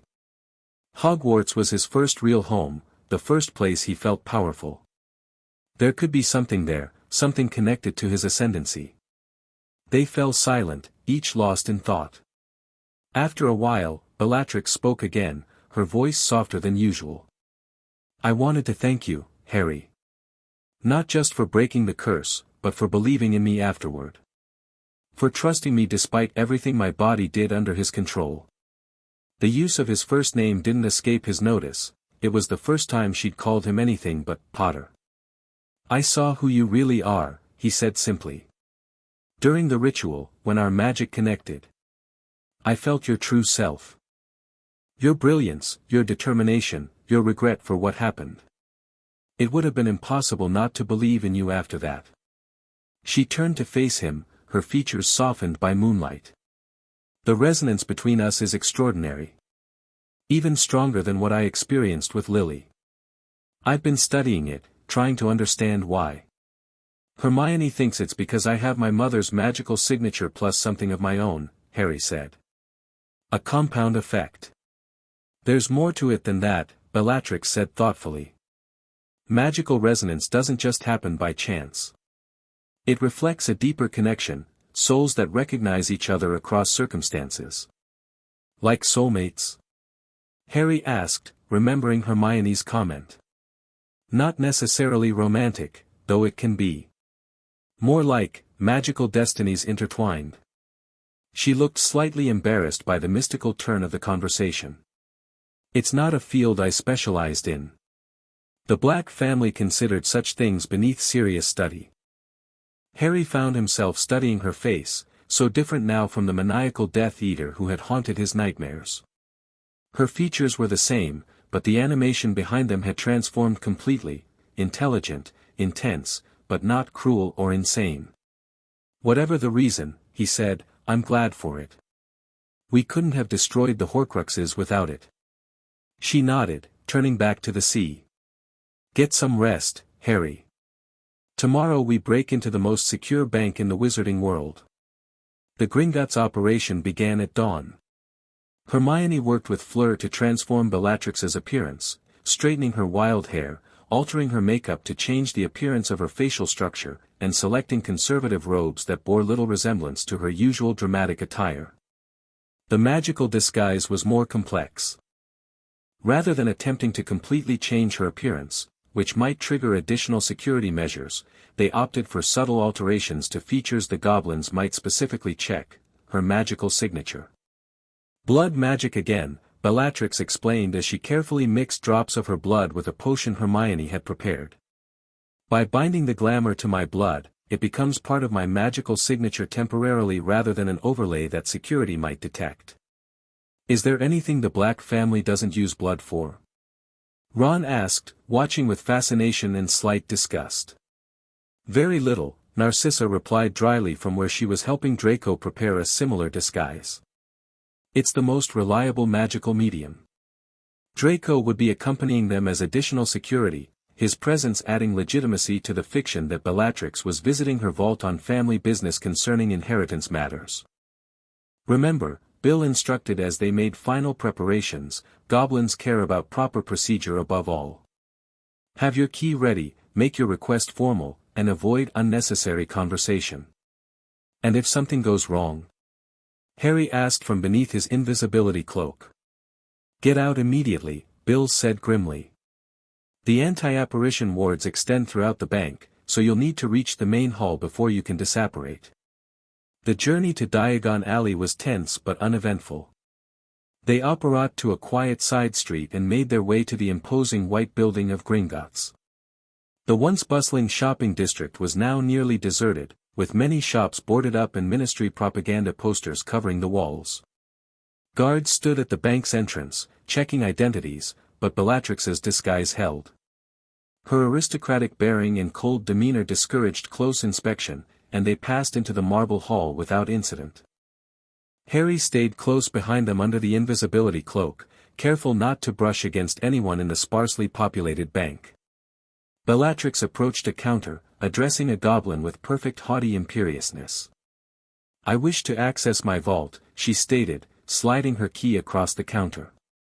The goblin examined the key carefully, then looked up at her with suspicious eyes. Madame Lestrange. We were informed you had lost your wand. Bellatrix's expression didn't flicker. Misinformation. As you can see, my wand is right here. She produced it with a flourish. Now, shall we proceed, or do you wish to keep a black waiting longer? The reference to her family name rather than her married name was subtle but effective. The goblins had done business with the blacks for centuries and knew the family's importance. Of course, the goblin said after a moment's hesitation. Gornik will take you to your vault. Another goblin appeared, leading them toward the carts that would take them to the vaults. As they walked, Bellatrix murmured, "That was too easy. Stay alert." The cart ride was as harrowing as Harry remembered from his previous visit, plunging deep beneath London through a maze of tunnels. They passed the Thief's Downfall, a waterfall that would wash away enchantments, but the cart didn't pass through it, a small blessing. "High security vaults ahead," Gornick announced as they approached a vast cavern. "Wand identification required." This was the moment of truth. Bellatrix presented her wand confidently. The goblin ran a finger along its length, nodding as whatever enchantment confirmed its authenticity. "Proceed," he said, directing the cart forward again. They passed an enormous dragon chained near a series of vault doors, pale and half-blind from years underground, but no less terrifying. Gornick produced a small metal instrument that made a clanking noise when shaken. The dragon retreated, clearly conditioned to expect pain when hearing that sound. "Cruel," Hermione whispered. "Effective," Bellatrix replied without emotion. They reached the Lestrange vault, where Gornick pressed his palm to the door, then asked Bellatrix to do the same. The door melted away, revealing a cave-like room piled high with gold, jewels, and artifacts. "I shall wait outside," the goblin said. "Actually," Bellatrix replied smoothly, "this is a delicate family matter requiring privacy. You may return to the surface. We'll signal when we're finished." The goblin hesitated, clearly conflicted between security protocols and the haughty command of a powerful client. "It's highly irregular, as is questioning a black's authority in her own vault," Bellatrix interrupted coldly. "Perhaps I should speak with your superior about the change in Gringotts' customer relations." The implicit threat worked. Gornick bowed stiffly and returned to the cart, which rattled away up the tracks. "Hurry," Bellatrix said the moment he was gone. "We have minutes at most before he reports this irregularity." Harry removed the invisibility cloak, and they entered the vault cautiously. Bellatrix pointed to a small golden cup with two handles, sitting on a high shelf. "There. Hufflepuff's cup. How do we reach it?" Hermione asked, eyeing the distance. "Carefully," Bellatrix warned. "Everything in here is cursed with the Gemino and Flagranti spells. Touch anything directly, and it will multiply while burning you." She removed a silk scarf from her robes and transfigured it into a long pole with a hooked end.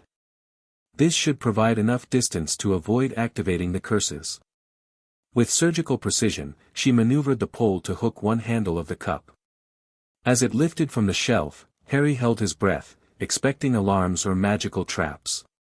But Bellatrix's legitimate presence in the vault seemed to have neutralized the worst security measures. She carefully lowered the cup into a moleskin pouch Hermione held open. "Done. Now let's," the distant sound of the cart returning interrupted her. "They're coming back," Draco hissed. "With more goblins, by the sound of it." "They suspect something," Bellatrix said grimly. "We need to leave. Now." "But how?" Hermione asked frantically. "We can't apparate from here, and they're blocking our only exit."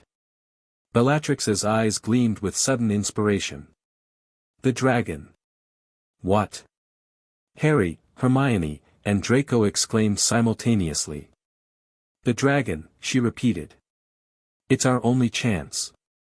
They'd never expect it, and it can break through the tunnel ceiling to the surface." "You're mad," Draco said, shaking his head. "We can't control a dragon." "We don't need to control it," Bellatrix explained rapidly. "Just free it and hold on. Its natural instinct will be to escape upward." The approaching cart was getting louder. With no better options, they hurried back to the cavern where the dragon was chained. "Reducto!" Bellatrix cried, aiming at the heavy cuffs binding the creature's legs. The chains exploded, falling away. The dragon reared up in surprise, releasing a jet of flame toward the ceiling. "Now!" Bellatrix shouted. "Onto its back." Using levitation charms on each other, they managed to reach the dragon's ridged back. The beast, sensing freedom for the first time in perhaps decades, needed no encouragement. It launched itself upward, clawing at the stone ceiling of the cavern. Rock and metal gave way beneath its assault. Alarms blared throughout Gringotts as the dragon smashed through level after level, instinctively seeking open air. They clung desperately to its scales, dodging falling debris as the dragon carved a path of destruction. Finally, with an earth-shaking roar, the dragon burst through the marble floor of the main banking hall. Wizards and goblins scattered in panic as the massive creature reared up, unfurling wings that had been cramped for years. With a powerful thrust, it launched itself through the glass dome ceiling, showering the bank with shards as it emerged into open air above Diagon Alley. "Hold on!" Harry shouted as the dragon banked sharply, gaining altitude with each massive wing beat. Below them, spells shot upward from the bank entrance, too late and too distant to reach them. The dragon soared higher, leaving Diagon Alley behind as it flew north over London. "We did it," Hermione gasped, her knuckles white as she gripped the dragon's scales. "We actually did it." Bellatrix laughed, a sound of genuine delight so different from her former manic cackle that Harry found himself grinning in response. "The cup," he called over the rush of wind. Hermione patted the moleskin pouch secured inside her robes. "Safe." They rode in silence for a while, watching London recede beneath them as the dragon followed what seemed to be an ancient, instinctive path northward. Eventually, Bellatrix called out, "We should get off before it takes us too far from our destination." "How?" Draco demanded, looking decidedly ill from the altitude and motion. "Cushioning charms and a controlled drop when it flies low enough," she suggested. "Over water, preferably." Their opportunity came as the dragon passed over a small lake in the countryside. It descended slightly, skimming the surface to drink after its exhausting escape. "Now!" Bellatrix called. They cast cushioning charms on themselves and let go, plunging 20 feet into the cold water. The dragon, unburdened, continued its journey without looking back. They swam to shore, soaked and shivering but triumphant. Harry pulled the invisibility cloak from his waterproof inner pocket, miraculously still dry.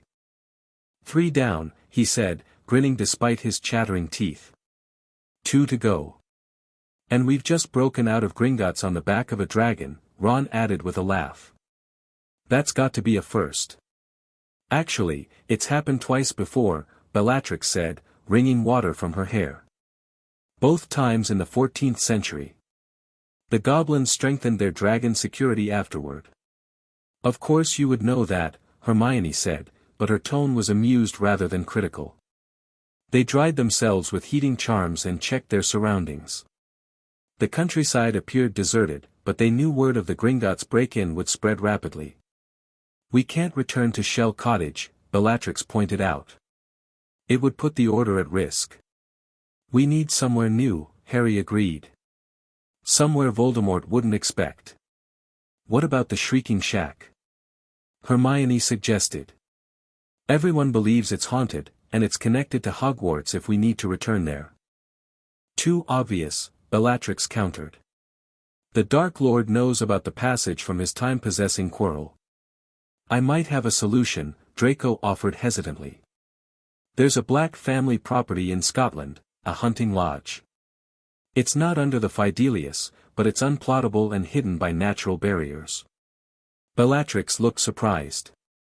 "The Highland Lodge? I'd forgotten about that property. Mother mentioned it last year as a potential hiding place if things went badly," Draco explained. "Said it was the one place the Dark Lord wouldn't know about because it wasn't in any official records." With no better options, they agreed on this destination. Bellatrix and Narcissa, being black family members by blood, could visualize the location clearly enough for side-along apparition. The Highland Lodge proved to be a rustic stone building nestled in a remote valley, surrounded by ancient pines and protected by mountains on 3 sides. Though dusty from disuse, it was structurally sound and well-equipped with magical defenses. "The wards are still active," Bellatrix noted with satisfaction as they entered. "No one has been here in decades." They settled in quickly, establishing the lodge as their new base of operations. Hermione set up additional protective enchantments while Bellatrix prepared the space for another blood rite to destroy the cup Horcrux. "We should do it immediately," she insisted. "The Dark Lord will know we've taken it by now. He may check on his other Horcruxes."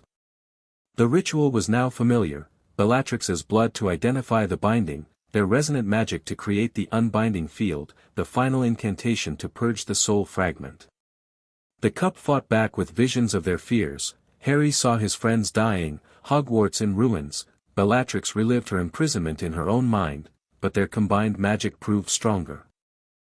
When it was done, Hufflepuff's cup sat innocuously on the table, purified of dark magic. 3 Horcruxes destroyed, 2 remaining.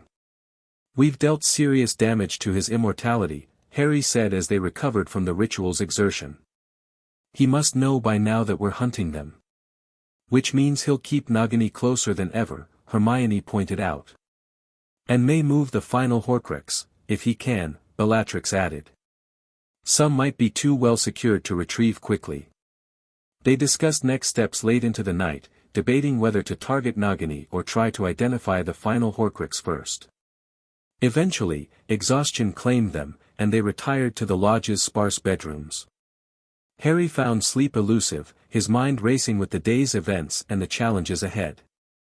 He wandered to the lodge's small library, finding Bellatrix already there, surrounded by books and parchment. "Working on the Horcrux theory?" he asked. She looked up, dark eyes tired but alert. "No. Something else. A modification of the resonant protection spell your mother and I were developing. For destroying Horcruxes. For the final confrontation with the Dark Lord." She gestured to her notes. "If we could create a sustained resonant field, it might neutralize his ability to harm you, or anyone protected by it." Harry sat across from her. "Like my mother's protection, but extended beyond just me?" "Precisely. The theory is sound, but the practical application." She frowned at a particularly complex diagram. "It would require an anchor point, something that could sustain the resonance without our constant focus." "The Horcruxes we've purified," Harry suggested. "They've already been exposed to our resonant magic. Could they serve as anchors?" Bellatrix stared at him, then broke into a genuine smile. "That's brilliant, actually. The residual magical signatures might be sufficient to maintain a connection." She began scribbling calculations frantically. "We'd need to prepare them specifically, but it could work." They spent hours refining the concept, losing track of time as they built on each other's ideas. Their magical resonance seemed to extend to their thinking process, each anticipating the other's thoughts, building seamlessly on suggestions. Dawn was breaking when they finally stopped, both exhausted but exhilarated by the potential breakthrough. "This could change everything," Bellatrix said softly. "Not just for destroying Horcruxes, but for protecting against dark magic more broadly." Harry nodded, struck by the implications. "My mother would be proud." "You're completing what you both started." "We're completing it," she corrected. "Without your innate connection to the protection, this wouldn't be possible." There was something in her expression, a warmth that went beyond scholarly appreciation or even friendship. Harry found himself studying her face, seeing past the lingering shadows of Azkaban and her years of mental imprisonment to the brilliant, passionate witch beneath. Before either could speak further, a silver lynx Patronus bounded into the room. Kingsley's voice emerged, urgent and strained, "Hogwarts under assault. You know who leading attack personally. Believed something important hidden there. Order responding, but outnumbered. Come if you can." The message confirmed their worst fears. Voldemort had realized his Horcruxes were being destroyed and was making a desperate move to secure what he believed was still at Hogwarts. "He doesn't know we've already destroyed the diadem," Harry realized. "Or he's checking on the final Horcrux," Bellatrix countered. "Either way, this may be our opportunity to end this, with him and Nagini in one location." They roused the others, quickly explaining the situation. Within minutes, they had gathered their essential supplies and prepared for battle. The resonant protection isn't ready, Harry said worriedly. We'll have to rely on our direct connection for now, Bellatrix replied. Stay close to me during the fight. As they prepared to apparate to Hogsmeade, Bellatrix pulled Harry aside briefly. Whatever happens today, she said quietly, I want you to know that breaking that curse was only the beginning of my freedom. Working with you, continuing Lily's research, finding purpose again. She hesitated, then simply said, thank you. Before Harry could respond, she turned away, focusing on the journey ahead. But something in her words and expression lingered with him, a connection deeper than magical resonance, a possibility beyond the current crisis. With determination and no small amount of fear, they disapparated toward Hogwarts, where the final battle awaited. Chapter 3, Freedom in the darkness. They apparat to the outskirts of Hogsmeade, immediately hit by the sounds of distant explosions and flashes of spellfire illuminating the night sky above Hogwarts. The village itself seemed deserted, windows dark and doors barricaded. Death Eaters have probably set up a perimeter, Bellatrix said, surveying the empty streets with practiced eyes. The Dark Lord wouldn't attack without securing the surrounding area first. Harry pulled out the Marauder's map. The secret passages are our best bet. The one from Honeyduke's, a high-pitched wailing suddenly filled the air, echoing between buildings. Caterwauling charm, Bellatrix hissed. They've detected our presence. Masked figures appeared at both ends of the street, closing in rapidly. This way. Harry grabbed Bellatrix's hand and pulled her toward a narrow alley. Ron, Hermione, Draco, and Narcissa followed close behind, spells already flying over their shoulders to slow their pursuers. We need cover, Ron shouted, ducking as a jet of red light shattered a window above them. The Hog's Head, Hermione suggested. It's closest. They sprinted toward the dingy pub, dodging curses that struck the cobblestones around them. Harry blasted the door open with a reductor curse, and they tumbled inside, slamming it shut behind them. Colloportus. Hermione sealed the entrance, though they all knew it would only buy seconds against determined Death Eaters. Upstairs, quickly, came a gruff voice from the shadows. Aberforth Dumbledore stood at the base of a rickety staircase, wand drawn. The passage to the castle is still open. The kids are using it to evacuate. Aberforth, Harry began. No time for chit-chat, boy. They'll break through any minute. As if on cue, the front door shuttered under a powerful curse. They raced upstairs to the familiar portrait of Ariana Dumbledore. The painting swung forward, revealing the torchlit tunnel beyond. One by one, they scrambled through, Aberforth bringing up the rear. I'll hold them here, the old barman said, sealing the passage behind them. Go finish what my brother started. The tunnel seemed longer than Harry remembered, their footsteps echoing off stone walls as they ran. Finally, they reached the end, emerging into a crowded, chaotic room of requirement. The scene was overwhelming, younger students huddled in frightened groups while older ones organized evacuation efforts. Order members and teachers moved purposefully through the crowd, giving instructions and providing what reassurance they could. Neville spotted them first. Harry, he called, pushing through the throng. His face was cut and bruised, but his eyes shone with fierce determination. We got your message through the DA coins.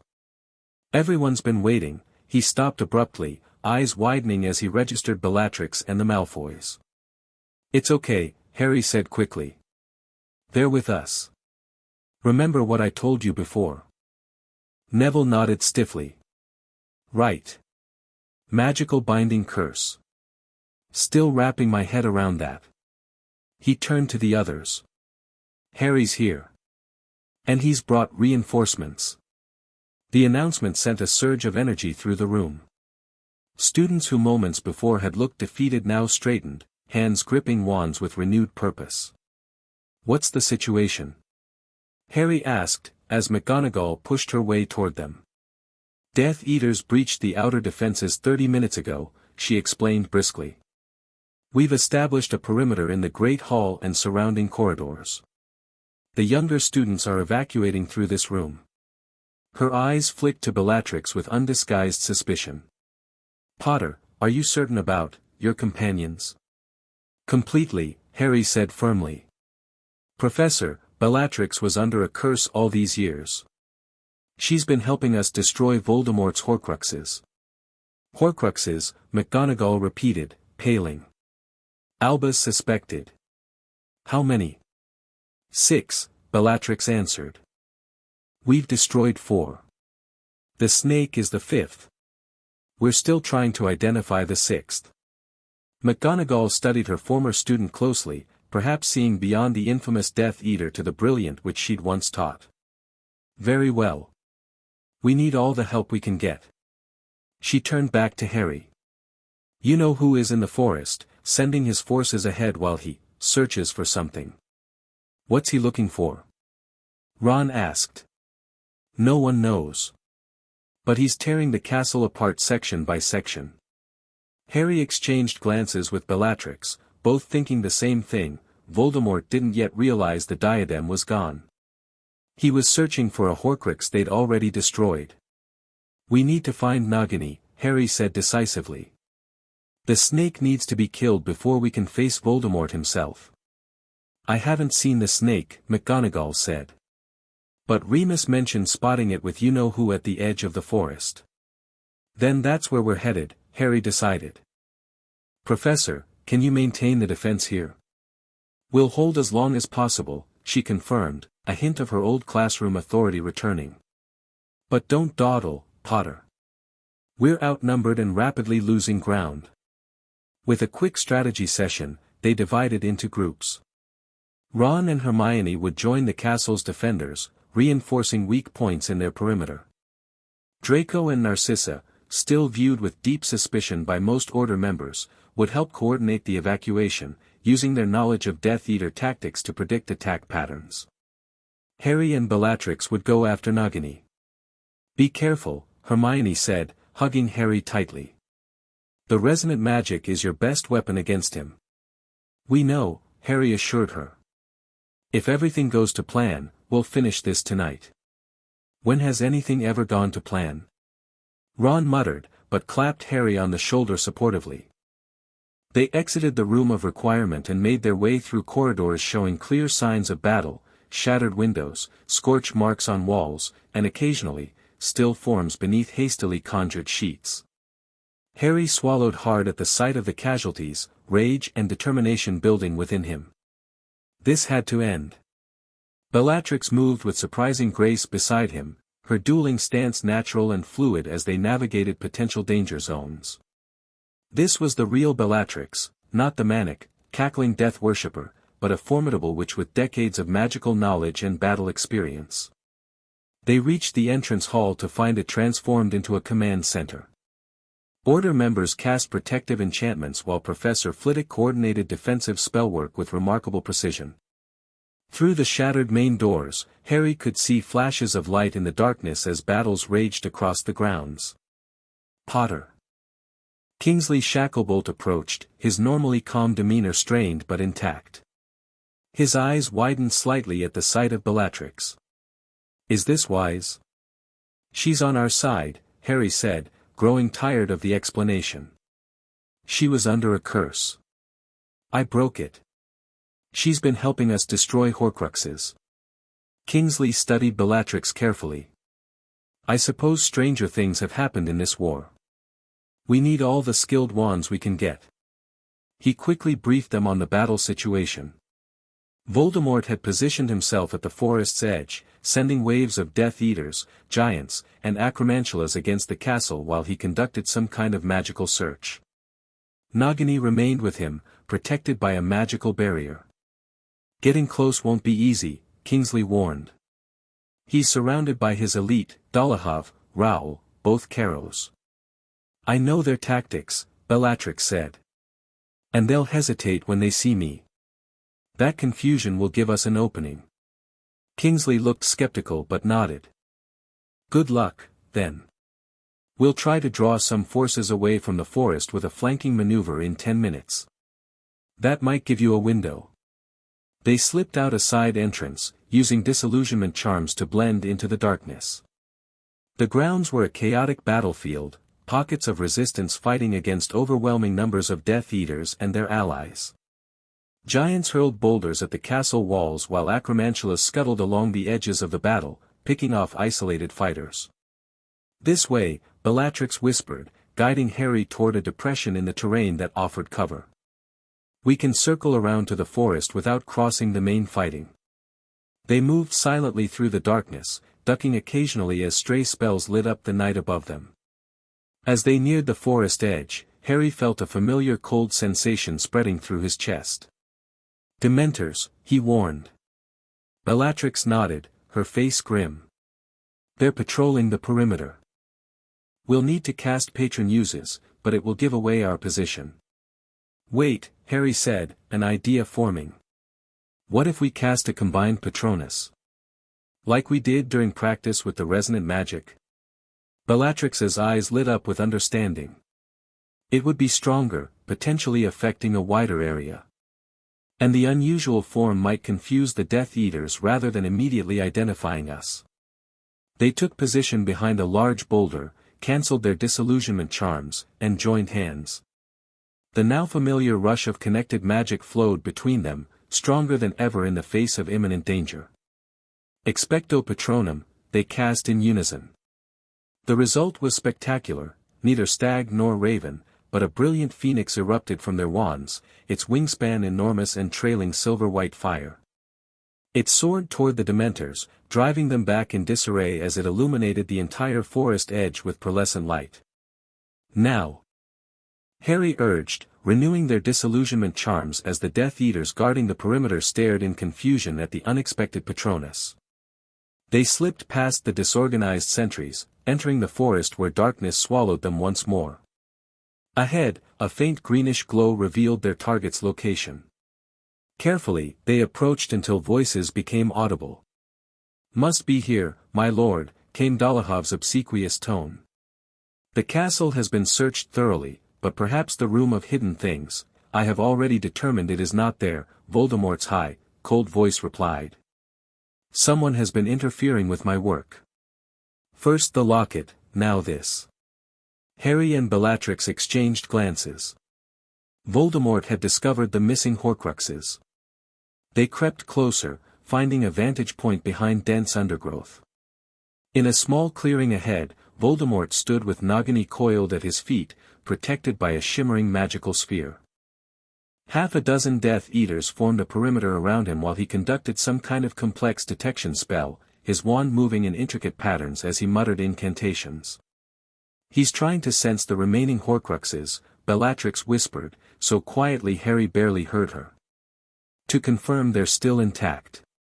We need to get closer to Nagini," Harry replied, eyeing the snake's magical protection. "Can your blood magic help break through that shield?" Bellatrix studied the barrier, her expression calculating. "Possibly. It's a variation on a containment spell, designed to keep threats out rather than keep Nagini in.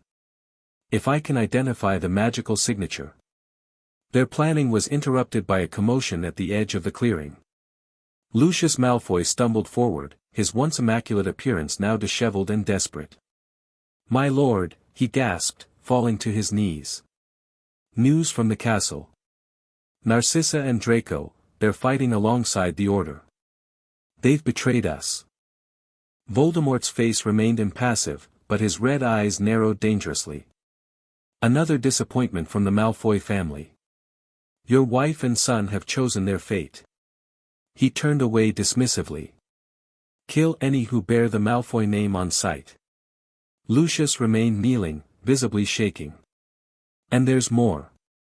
Bellatrix Lestrange has been seen with Potter. They appear to be working together." This news clearly affected Voldemort more deeply. He whirled back to face Lucius, rage distorting his snake-like features. "Impossible. The binding cannot be broken except by my will." "Nevertheless, my lord, multiple witnesses confirm, Crucio." Voldemort's curse struck Lucius, who collapsed writhing to the forest floor. "Bring me Bellatrix. Alive." I will see for myself what has happened to my most loyal servant. Beside him, Harry felt Bellatrix tense. This changes things, she whispered. We need a new approach. Before they could retreat to formulate a different plan, a tremendous explosion rocked the castle in the distance. Everyone in the clearing turned toward the sound, everyone except Nagini, whose serpentine head swiveled in their direction. The snake hissed loudly, alerting Voldemort to their presence. We have guests, he said softly, raising his wand toward their hiding place. Reveal yourselves or be destroyed where you stand. Harry and Bellatrix exchanged a quick glance, silent communication passing between them through their resonant connection. With a nod, they cancelled their disillusionment charms and stepped forward into the clearing, wands raised defensively. The Death Eaters immediately formed a tighter circle, wands trained on the newcomers. Voldemort himself seemed momentarily speechless at the sight of Bellatrix standing shoulder to shoulder with Harry Potter. Well, well, he finally said, his voice dangerously soft. My most faithful servant and my prophesied enemy, working together. How unexpected. I was never your faithful servant, Bellatrix replied, her voice steady. You enslaved my mind with a perverted version of my family's magic. Made me a prisoner in my own body for 17 years. Voldemort's lipless mouth curved into a cruel smile. Is that what you believe? That you were an unwilling participant? How convenient for your conscience.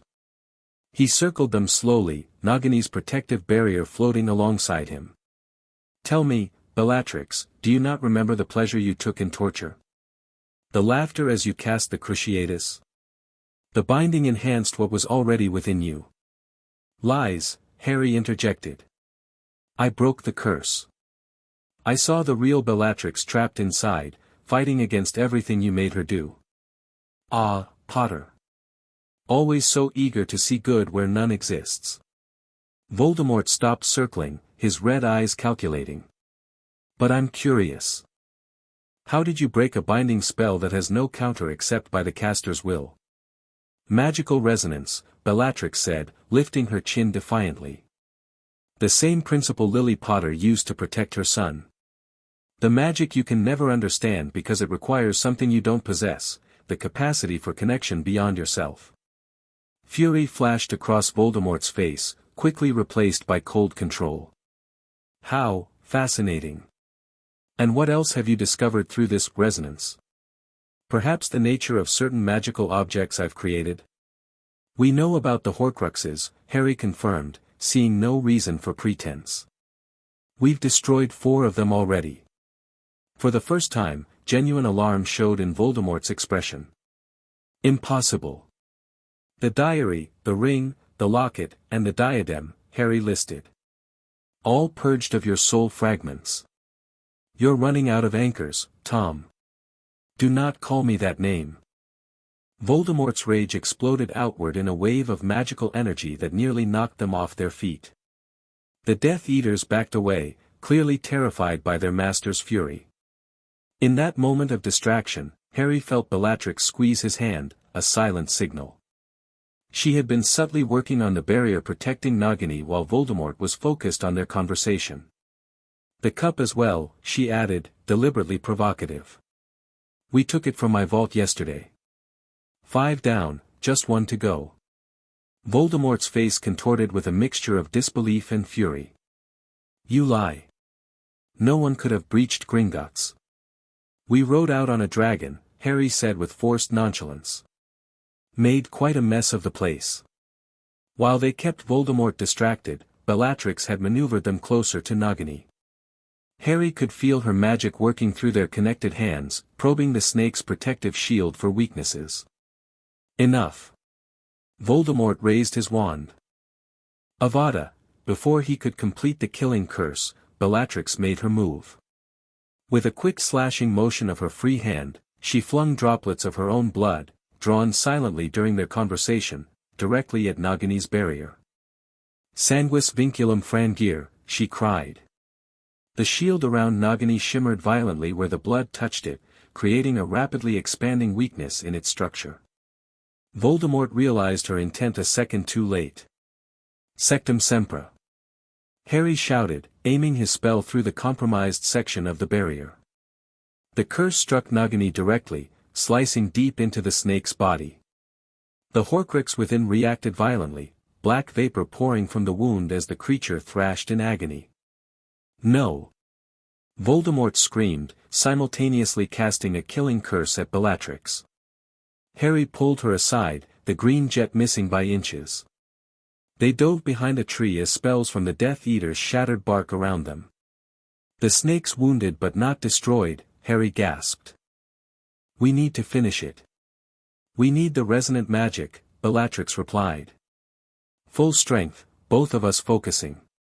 But they were now pinned down by a barrage of curses, Death Eaters advancing on their position while Voldemort worked frantically to repair Nagini's protective barrier. Just when their situation seemed hopeless, multiple explosions erupted around the Death Eaters.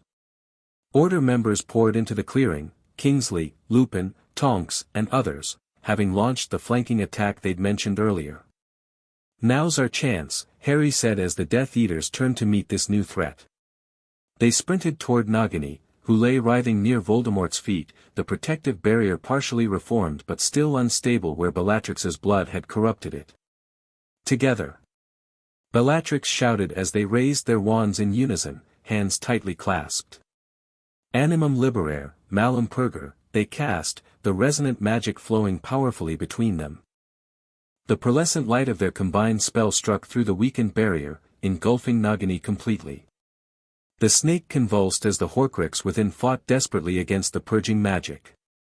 Voldemort, sensing the imminent destruction of his penultimate soul anchor, abandoned his duel with Kingsley and turned toward them, his inhuman face twisted with rage and fear. Avada Kedavra, he screamed, the killing curse speeding toward them faster than they could react. But something extraordinary happened. The resonant field surrounding Nagini expanded outward, intercepting the killing curse before it reached them. Green light met pearlescent energy in a spectacular collision, creating a shockwave that knocked everyone in the clearing off their feet. When Harry regained his senses, he saw Nagini's body dissolve into ash, the Horcrux destroyed. Voldemort was struggling to stand, visibly weakened by the loss of another soul fragment. We did it, Harry said, helping Bellatrix to her feet. Just one more to go. But we still don't know what it is, she reminded him, watching Voldemort warily as he gathered himself, Death Eaters forming a protective circle around him. The battle had reached a momentary standstill, Order members and Death Eaters alike catching their breath after the magical shockwave. Voldemort's red eyes burned with hatred as he assessed the situation. This changes nothing, he announced, his high voice carrying across the clearing. I remain immortal. You have merely destroyed vessels, not the power they contained. But Harry could see the uncertainty behind his bravado. Voldemort was afraid, perhaps for the first time since his resurrection. You're mortal now, Tom, Harry called back. Whatever your last Horcrux is, we'll find it. We'll destroy it. And then we'll finish you. Voldemort's expression shifted to one of genuine confusion. Last Horcrux. You still don't understand, do you, Potter?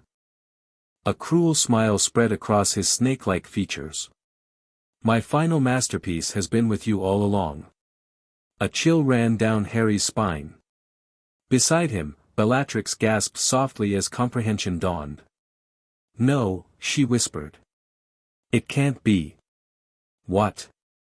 Harry asked, looking between them. What does he mean?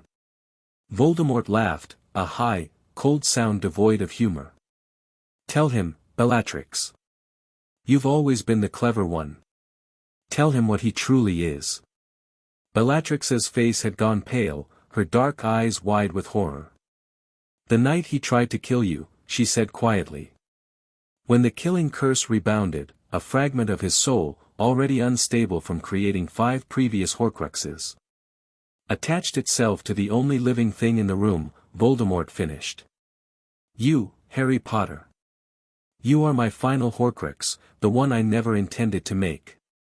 Kill me if you can, but as long as you live, I remain tethered to this world. The revelation hit Harry like a physical blow. The connection, the visions, the Parseltongue ability, it all made terrible sense. He's lying, Harry said desperately, looking to Bellatrix for confirmation. Tell me he's lying. But her expression told him everything. It explains so much, she said softly. Your connection to him, the pain in your scar when he's near, your ability to see through his eyes. Harry felt as if the ground had fallen away beneath him. All this time, he'd been carrying a piece of Voldemort's soul. Their quest had been doomed from the start because he himself was the final obstacle.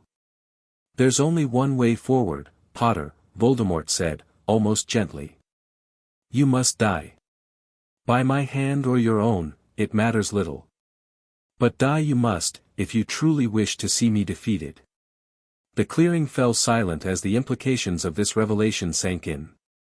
Order members exchanged horrified glances while Death Eaters watched with cruel anticipation. No, Bellatrix said suddenly, gripping Harry's arm. There's another way. Voldemort laughed dismissively. Always searching for alternatives, Bellatrix. But some magic is absolute. A Horcrux must be destroyed beyond magical repair. The vessel must be broken. Unless the soul fragment can be purged without destroying the vessel, she countered. As we've done with the others. Voldemort's confidence faltered slightly. Impossible. The fragment in Potter has had 17 years to intertwine with his own soul. Removing it would destroy him just as surely as the killing curse. Not with resonant magic, Bellatrix insisted.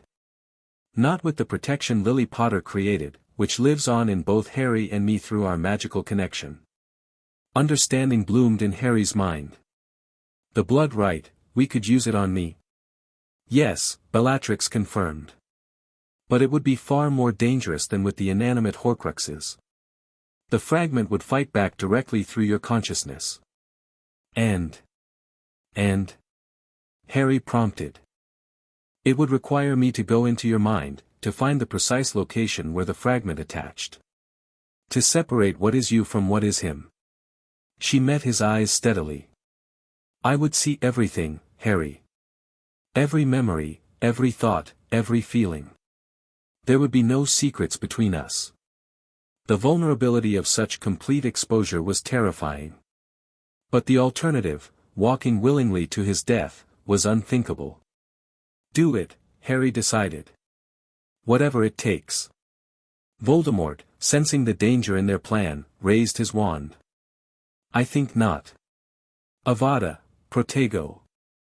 Multiple shield charms erupted around Harry and Bellatrix as Order members moved to protect them. We'll hold them off. Lupin shouted, dueling fiercely with Dolohov. Do what you need to do. The battle resumed in full force, Death Eaters and Order members locked in combat while giants and acromantulas clashed on the periphery. In the chaos, Harry and Bellatrix retreated to a relatively sheltered position behind a massive fallen tree. How do we do this? Harry asked urgently. We don't have time for the full ritual. We improvise, Bellatrix replied, already drawing symbols in the dirt with her wand. The essential elements remain the same, blood, resonance, purification. But instead of pushing from outside, I'll guide the magic from within your mind. She worked quickly, inscribing a simplified version of the ritual circle while explaining what Harry needed to do. I'll use legilimency to enter your mind while maintaining our resonant connection. You need to let me in completely, no occlumency, no resistance. And then I find where the fragment attached and use our combined magic to isolate it.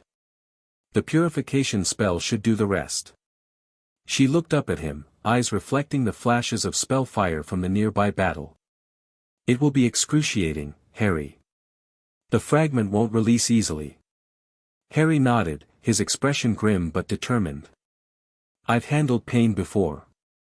Not like this, she warned. And there's another risk. If our connection breaks during the process, or if the fragment overwhelms us from within your mind. We both die, Harry finished. Or worse. Exactly. Despite the dangers, they had no choice. With Death Eaters pressing closer and Voldemort directing his forces specifically toward their position, time was running out. Bellatrix completed the simplified ritual circle, then pricked her palm with her wand, letting blood drip onto the center point. "Lie down, head over the circle." Harry obeyed, positioning himself as instructed. His heart raced with fear, but also with a strange sense of rightness.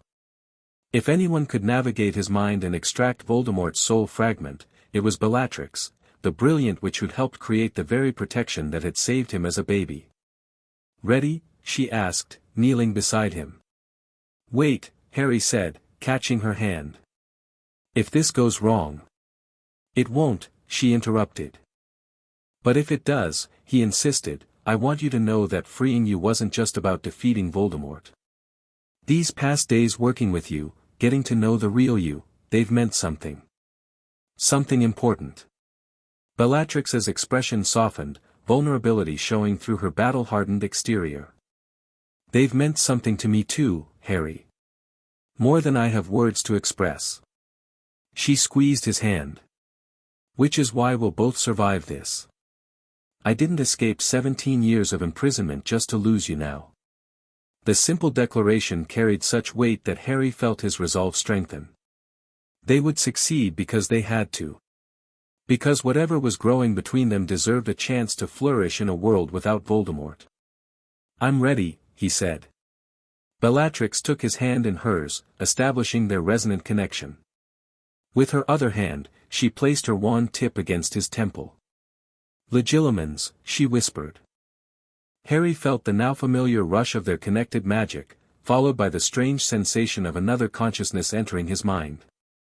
Unlike Snape's brutal invasions during their occlumency lessons, Bellatrix's presence was gentle, almost reverent as she moved through his thoughts. "I'm here," her voice echoed within his mind. "Can you feel me?" "Yes," Harry responded silently. "What now?" "I need to go deeper, to find where the fragment attached. Follow me down, but don't resist, no matter what we encounter." Together, they descended through layers of Harry's consciousness, recent memories giving way to older ones, then deeper still to formative experiences and finally to the very foundation of his identity. And there, in the deepest recesses of his mind, they found it, a dark, pulsating mass that didn't belong. Unlike Harry's natural thought patterns, which flowed like water, this presence was jagged and alien, emitting waves of cold hatred. There, Bellatrix identified.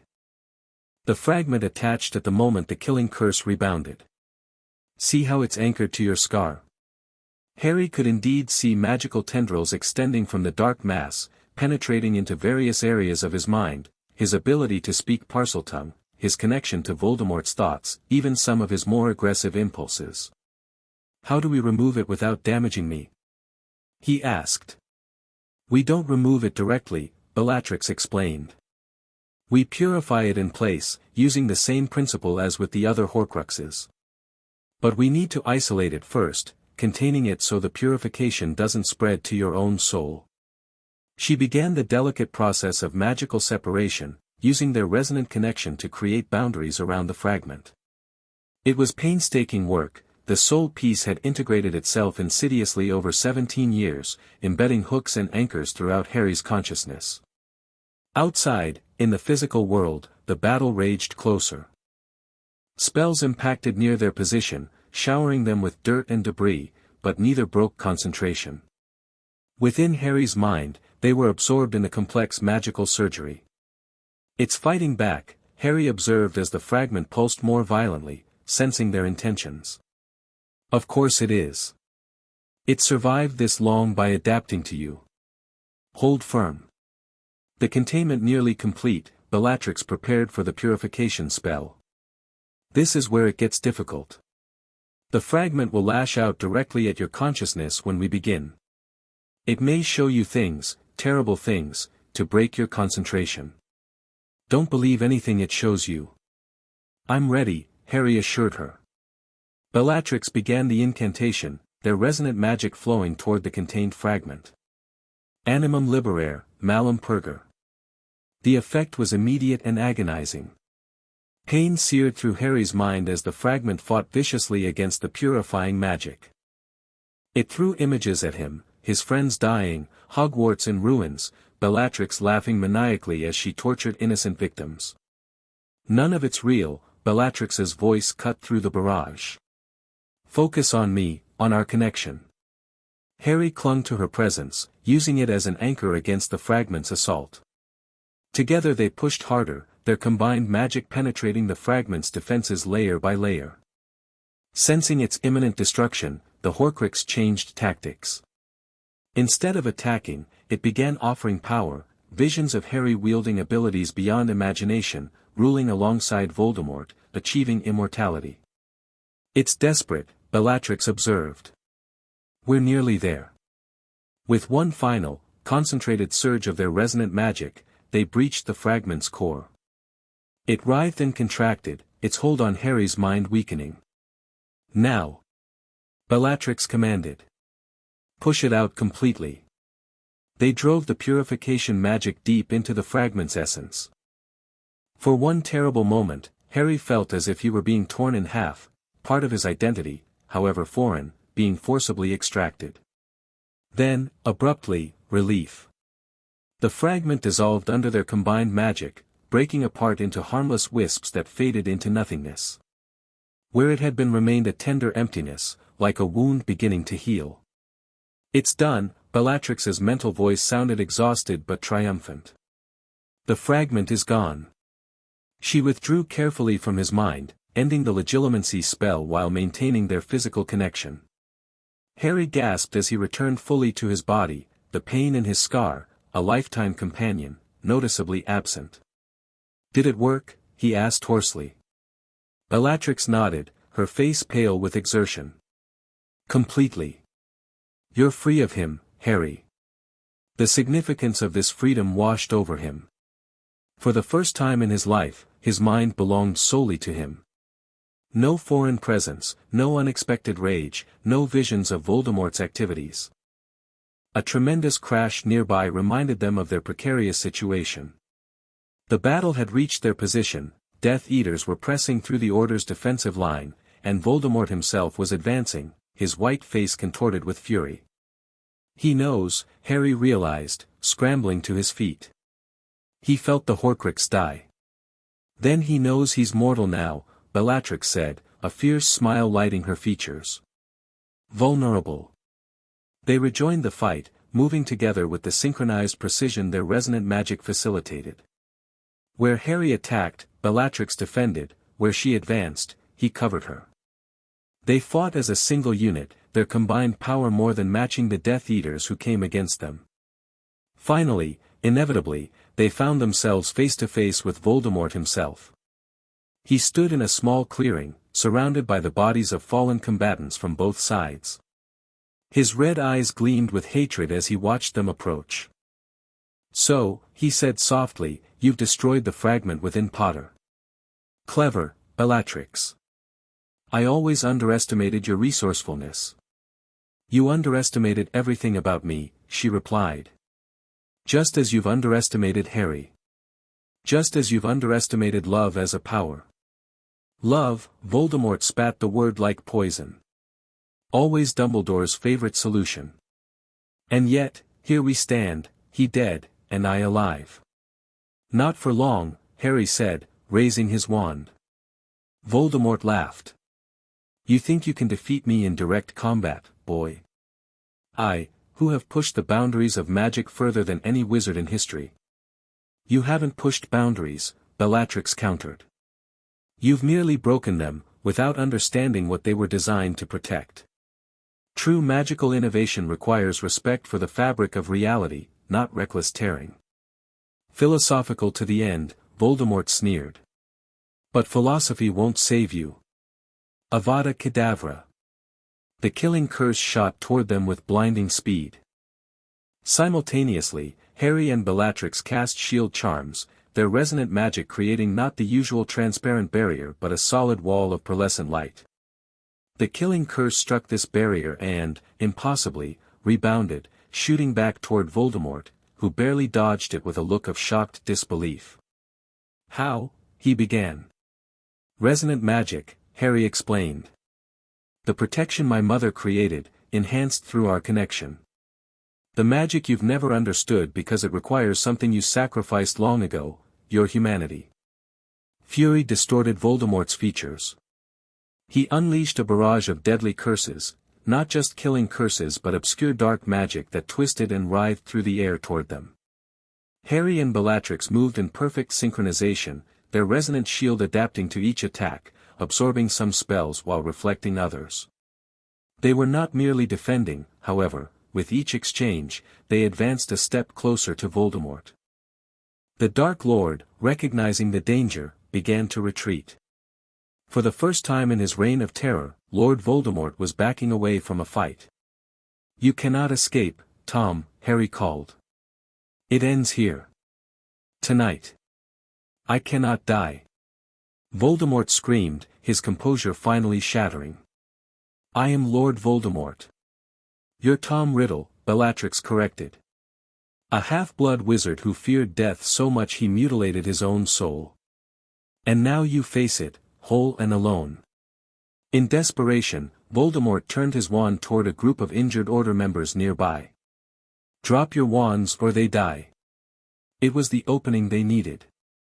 As his attention split, Harry and Bellatrix struck simultaneously, their spells merging mid-air into a single powerful beam of light that struck Voldemort directly in the chest. Time seemed to slow. Voldemort's red eyes widened in disbelief as the resonant magic spread through him, illuminating him from within.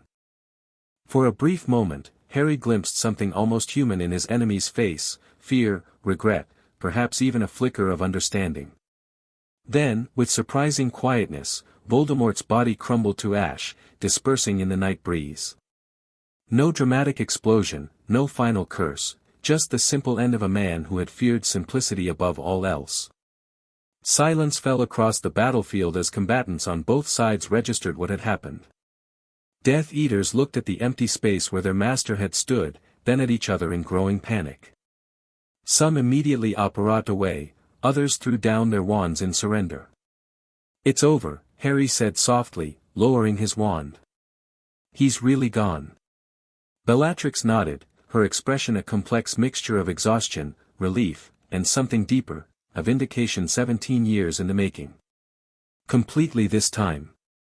No Horcruxes, no chance of return. Gradually, the reality of their victory spread across the battlefield. Cheers erupted from the castle as defenders realized the Death Eaters were retreating. Order members approached Harry and Bellatrix, faces showing disbelief and jubilation.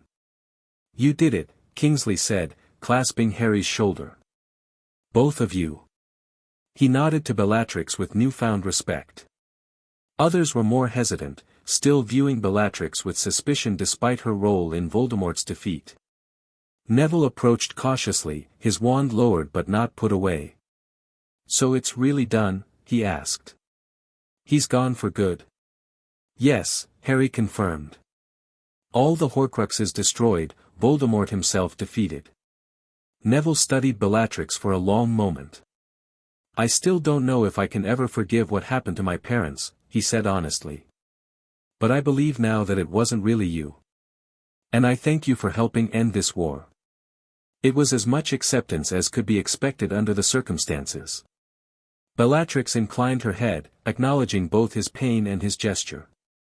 "Your parents were brave beyond measure," she said quietly.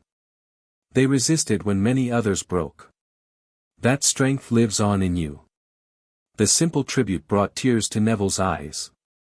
He nodded once, then turned away, moving to help injured classmates. As dawn broke over Hogwarts, the full extent of the battle became visible.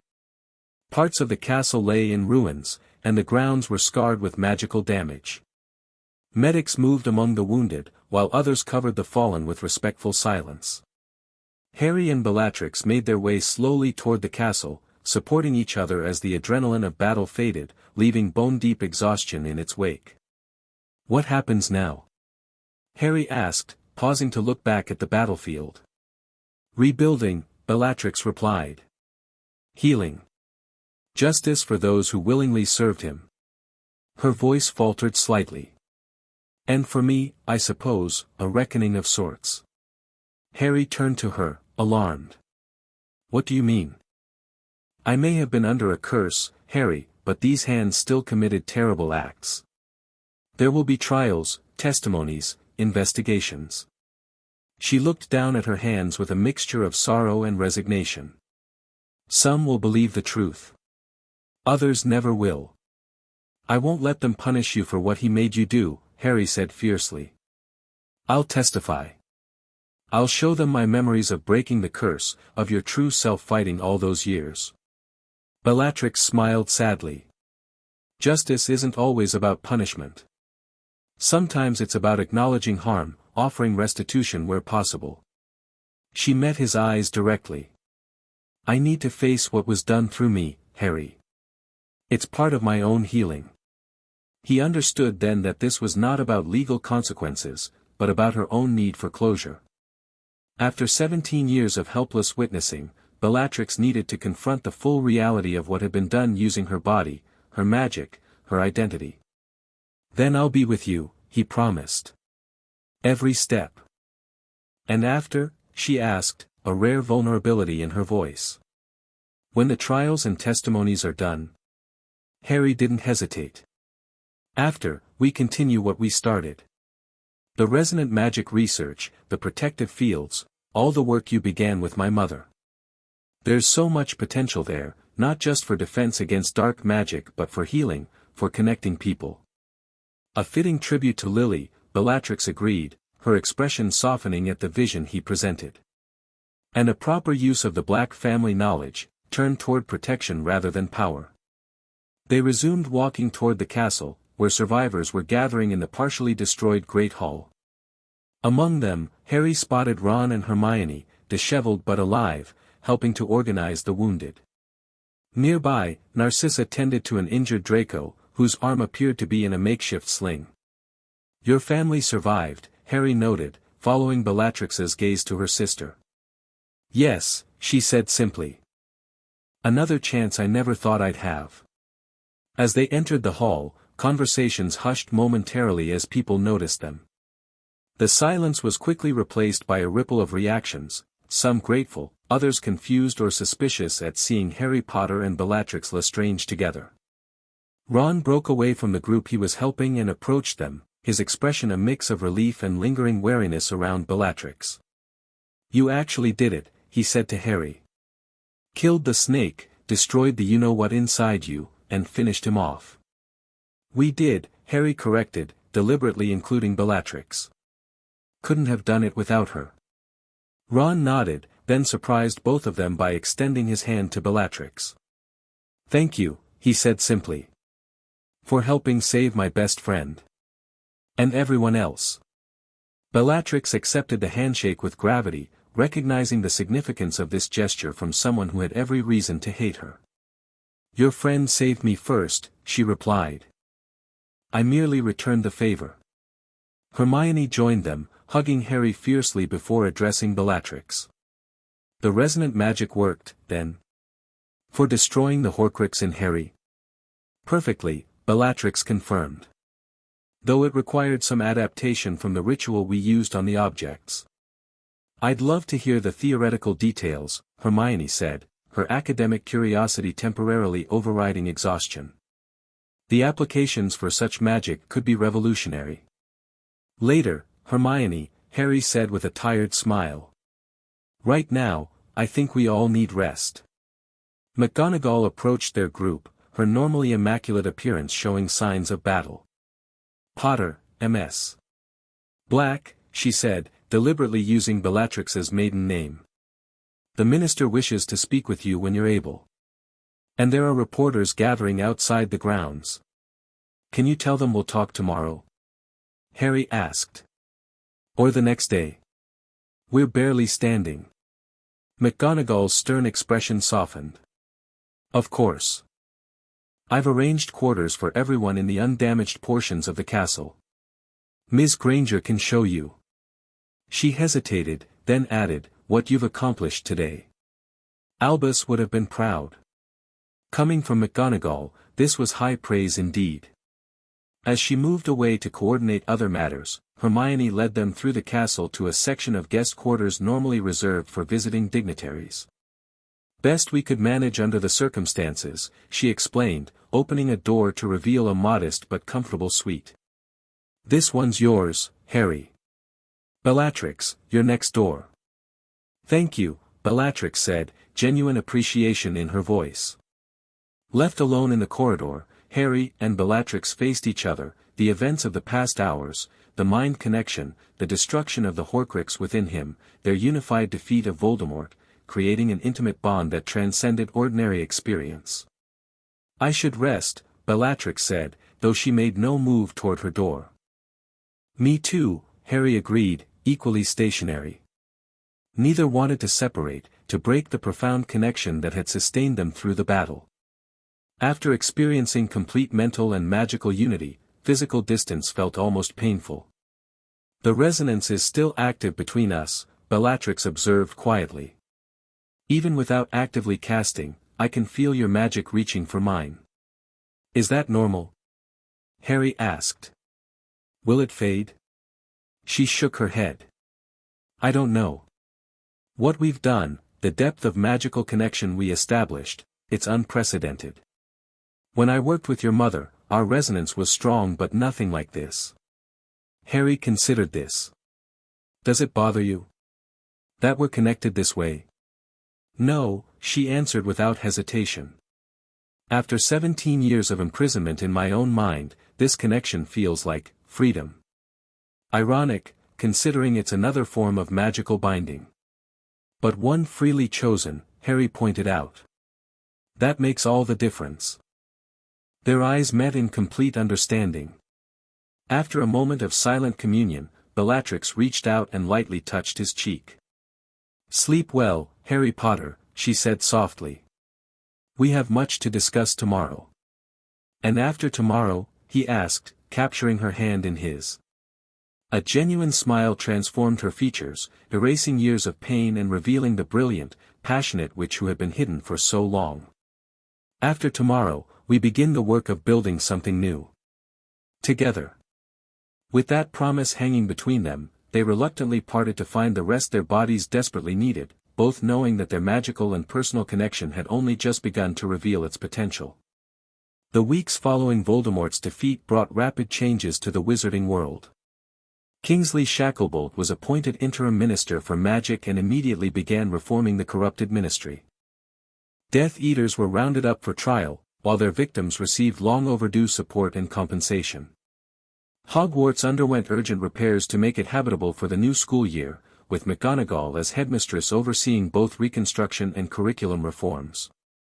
The truth about Snape's complicated role was revealed through pensive memories he'd left behind, leading to his posthumous recognition as a hero, albeit a deeply flawed one. For Harry and Bellatrix, this period was a whirlwind of testimonies, interviews, and historical documentation. As predicted, Bellatrix faced intense scrutiny for her actions as a Death Eater, despite extensive evidence of the Catena Fidelitas curse. The Wizengamot trial was particularly difficult, with Harry, Narcissa, and several magical experts testifying about the nature of the binding curse and Bellatrix's true role in opposing Voldemort both before her imprisonment and after her liberation. In the end, she was officially exonerated of crimes committed under the influence of the curse, though she voluntarily established a substantial restitution fund for victims of those actions. No legal judgment could erase the emotional weight she carried, but the public acknowledgement of her victimhood provided some measure of closure. Throughout these proceedings, Harry remained steadfastly by her side, their resonant connection growing stronger rather than fading with time. They established a research foundation dedicated to protective magic, combining Black family knowledge with Lily Potter's theories on love-based protection. 3 months after Voldemort's defeat, they stood together in a reconstructed section of Hogwarts Library, officially opening the Lily Evans Potter Center for Protective Magic Research. This partnership between Hogwarts and your foundation represents the collaborative future we envision for magical education, McGonagall announced to the gathered crowd of students, faculty, and press. Breaking down the artificial barriers between theoretical and practical applications, between academic disciplines, and yes, between house rivalries. Harry and Bellatrix unveiled a simple plaque commemorating not only Lily but all who had contributed to the understanding of protective magic throughout history. The inscription read, "Magic at its most powerful comes not from dominance but from connection." As the formal ceremony concluded and guests mingled over refreshments, Hermione approached them, eyes bright with academic excitement. "The preliminary results from our resonance shielding tests are extraordinary," she reported. "The protective fields maintain stability for 72 hours with minimal power drain. If we can extend that to a week, the applications for vulnerable magical communities would be revolutionary." "We need to refine the anchor points," Bellatrix suggested.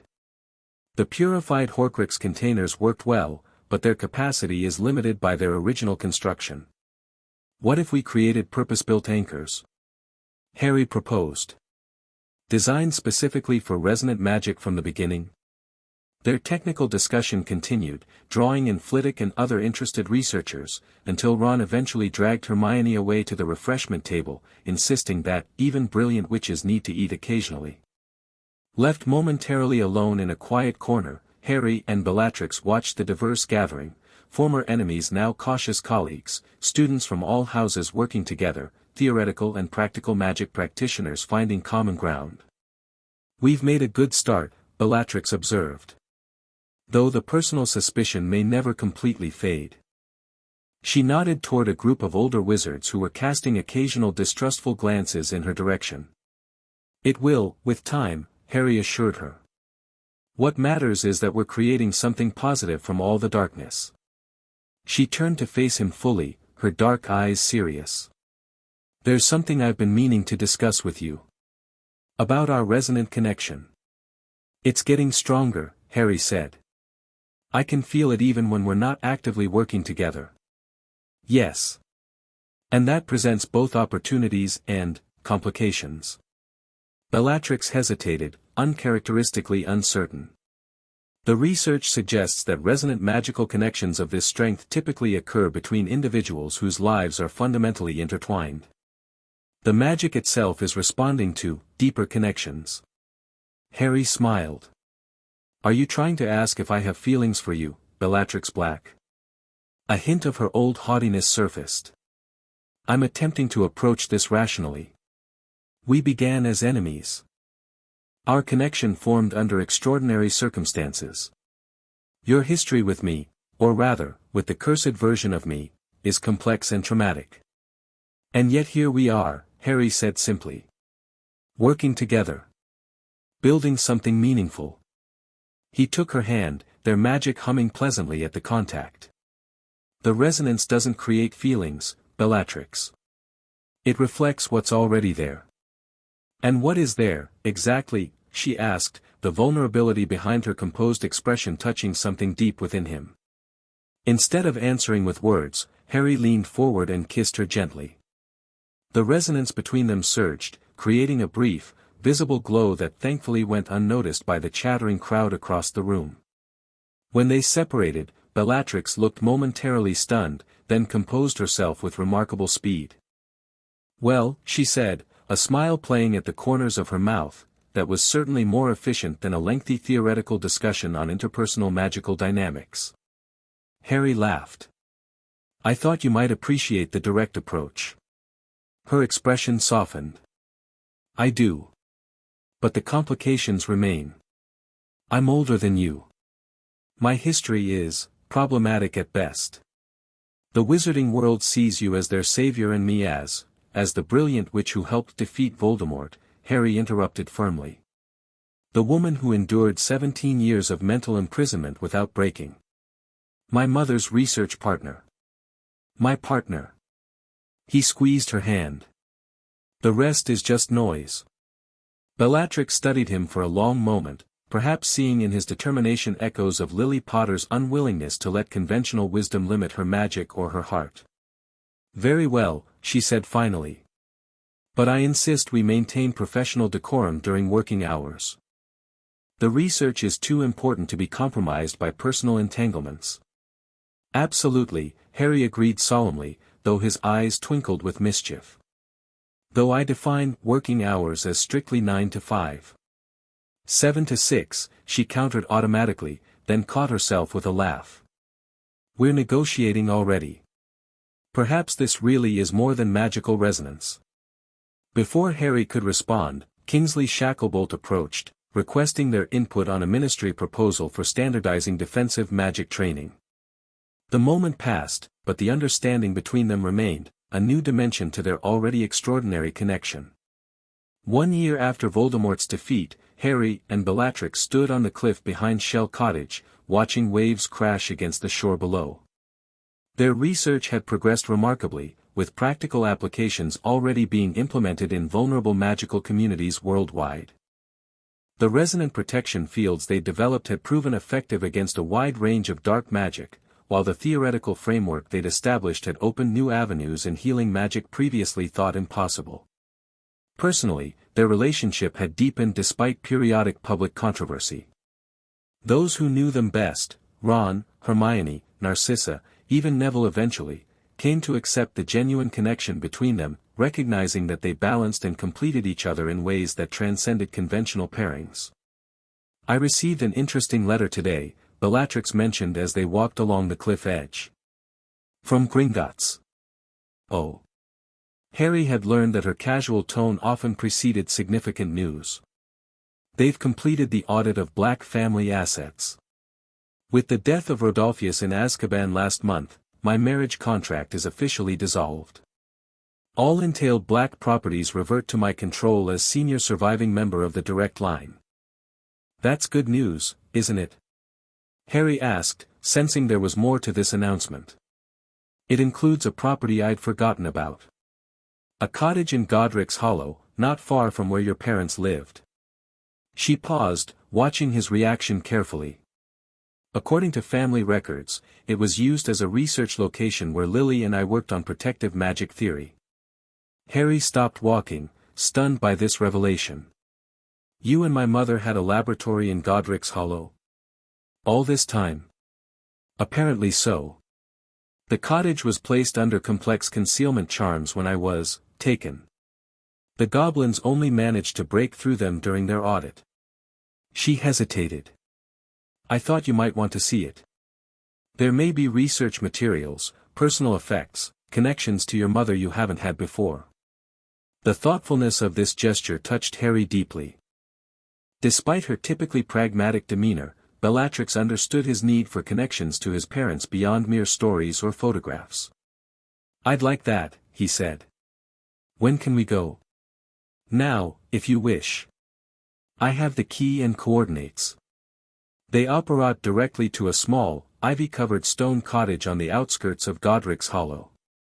Unlike the neat row houses of the village proper, this building stood alone, partially hidden by ancient oak trees. From the outside, it appeared long abandoned, with overgrown gardens and weathered stonework. Bellatrix approached the door, drawing her wand. There will be additional security measures. Blood recognition, most likely. She pressed her palm against the ancient wood, murmuring an incantation. Golden light spread from her hand, tracing the outline of the door before fading into the grain. It recognizes me, she said with satisfaction. And as my guest, you'll be permitted entry as well. The door swung open silently, revealing an interior that defied the cottage's external appearance. While clearly uninhabited for decades, the space inside was perfectly preserved, a magical time capsule untouched by weather or decay. What had clearly been a research laboratory occupied most of the ground floor. 2 workstations faced each other across a large central table covered in notes, diagrams, and experimental apparatus. Bookshelves lined the walls, filled with texts on protective magic, ancient rituals, and theoretical charm work. Harry moved slowly through the space, taking in every detail. On one desk, his mother's, he somehow knew instinctively, sat a framed photograph of baby Harry with James and Lily. Beside it lay a journal, open to a page filled with Lily's handwriting. October 14, 1981, he read aloud. The resonant protection formula shows promising results in controlled tests. B's theoretical framework combined with my practical applications creates something neither of us could achieve alone. If our calculations are correct, this protection could withstand even the killing curse under specific conditions. Bellatrix had moved to the other workstation, her own, where complex numerical charts and magical formulas covered sheets of parchment. "We were so close," she said softly. "Another month of research, and we might have perfected the full protection field, not just the emergency version Lily used." "She used what you had," Harry said. "And it worked. It saved me." "Yes." Bellatrix picked up a small crystal sphere from her desk, turning it thoughtfully in her hand. "This was our prototype anchor, designed to maintain the resonant field without constant attention from the casters. Essentially what we've recreated this past year." Harry joined her, examining the crystal. Within its depths, a pearlescent light still glowed faintly, magical resonance preserved for 17 years. "It's still active," he realized with wonder. "Our magic recognized each other's even then," Bellatrix confirmed. "Not just mine and Lily's, but somehow, yours as well, though you were just an infant. Perhaps that's why our resonance now is so extraordinarily powerful, it began forming before you could even speak."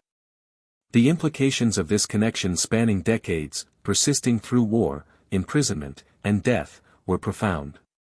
What they were building together wasn't new but a continuation, fulfilling potential that had been violently interrupted. "We should move our research here," Harry suggested. "Continue where you and my mother left off. It feels right." Bellatrix considered this, her expression thoughtful. "A completion of the circle." "Yes, I think Lily would approve." They spent hours exploring the cottage, discovering additional research materials in upstairs rooms and a hidden cellar laboratory for more volatile experiments. Every discovery deepened their understanding of the work Lily and Bellatrix had begun, work they were now continuing with innovations of their own.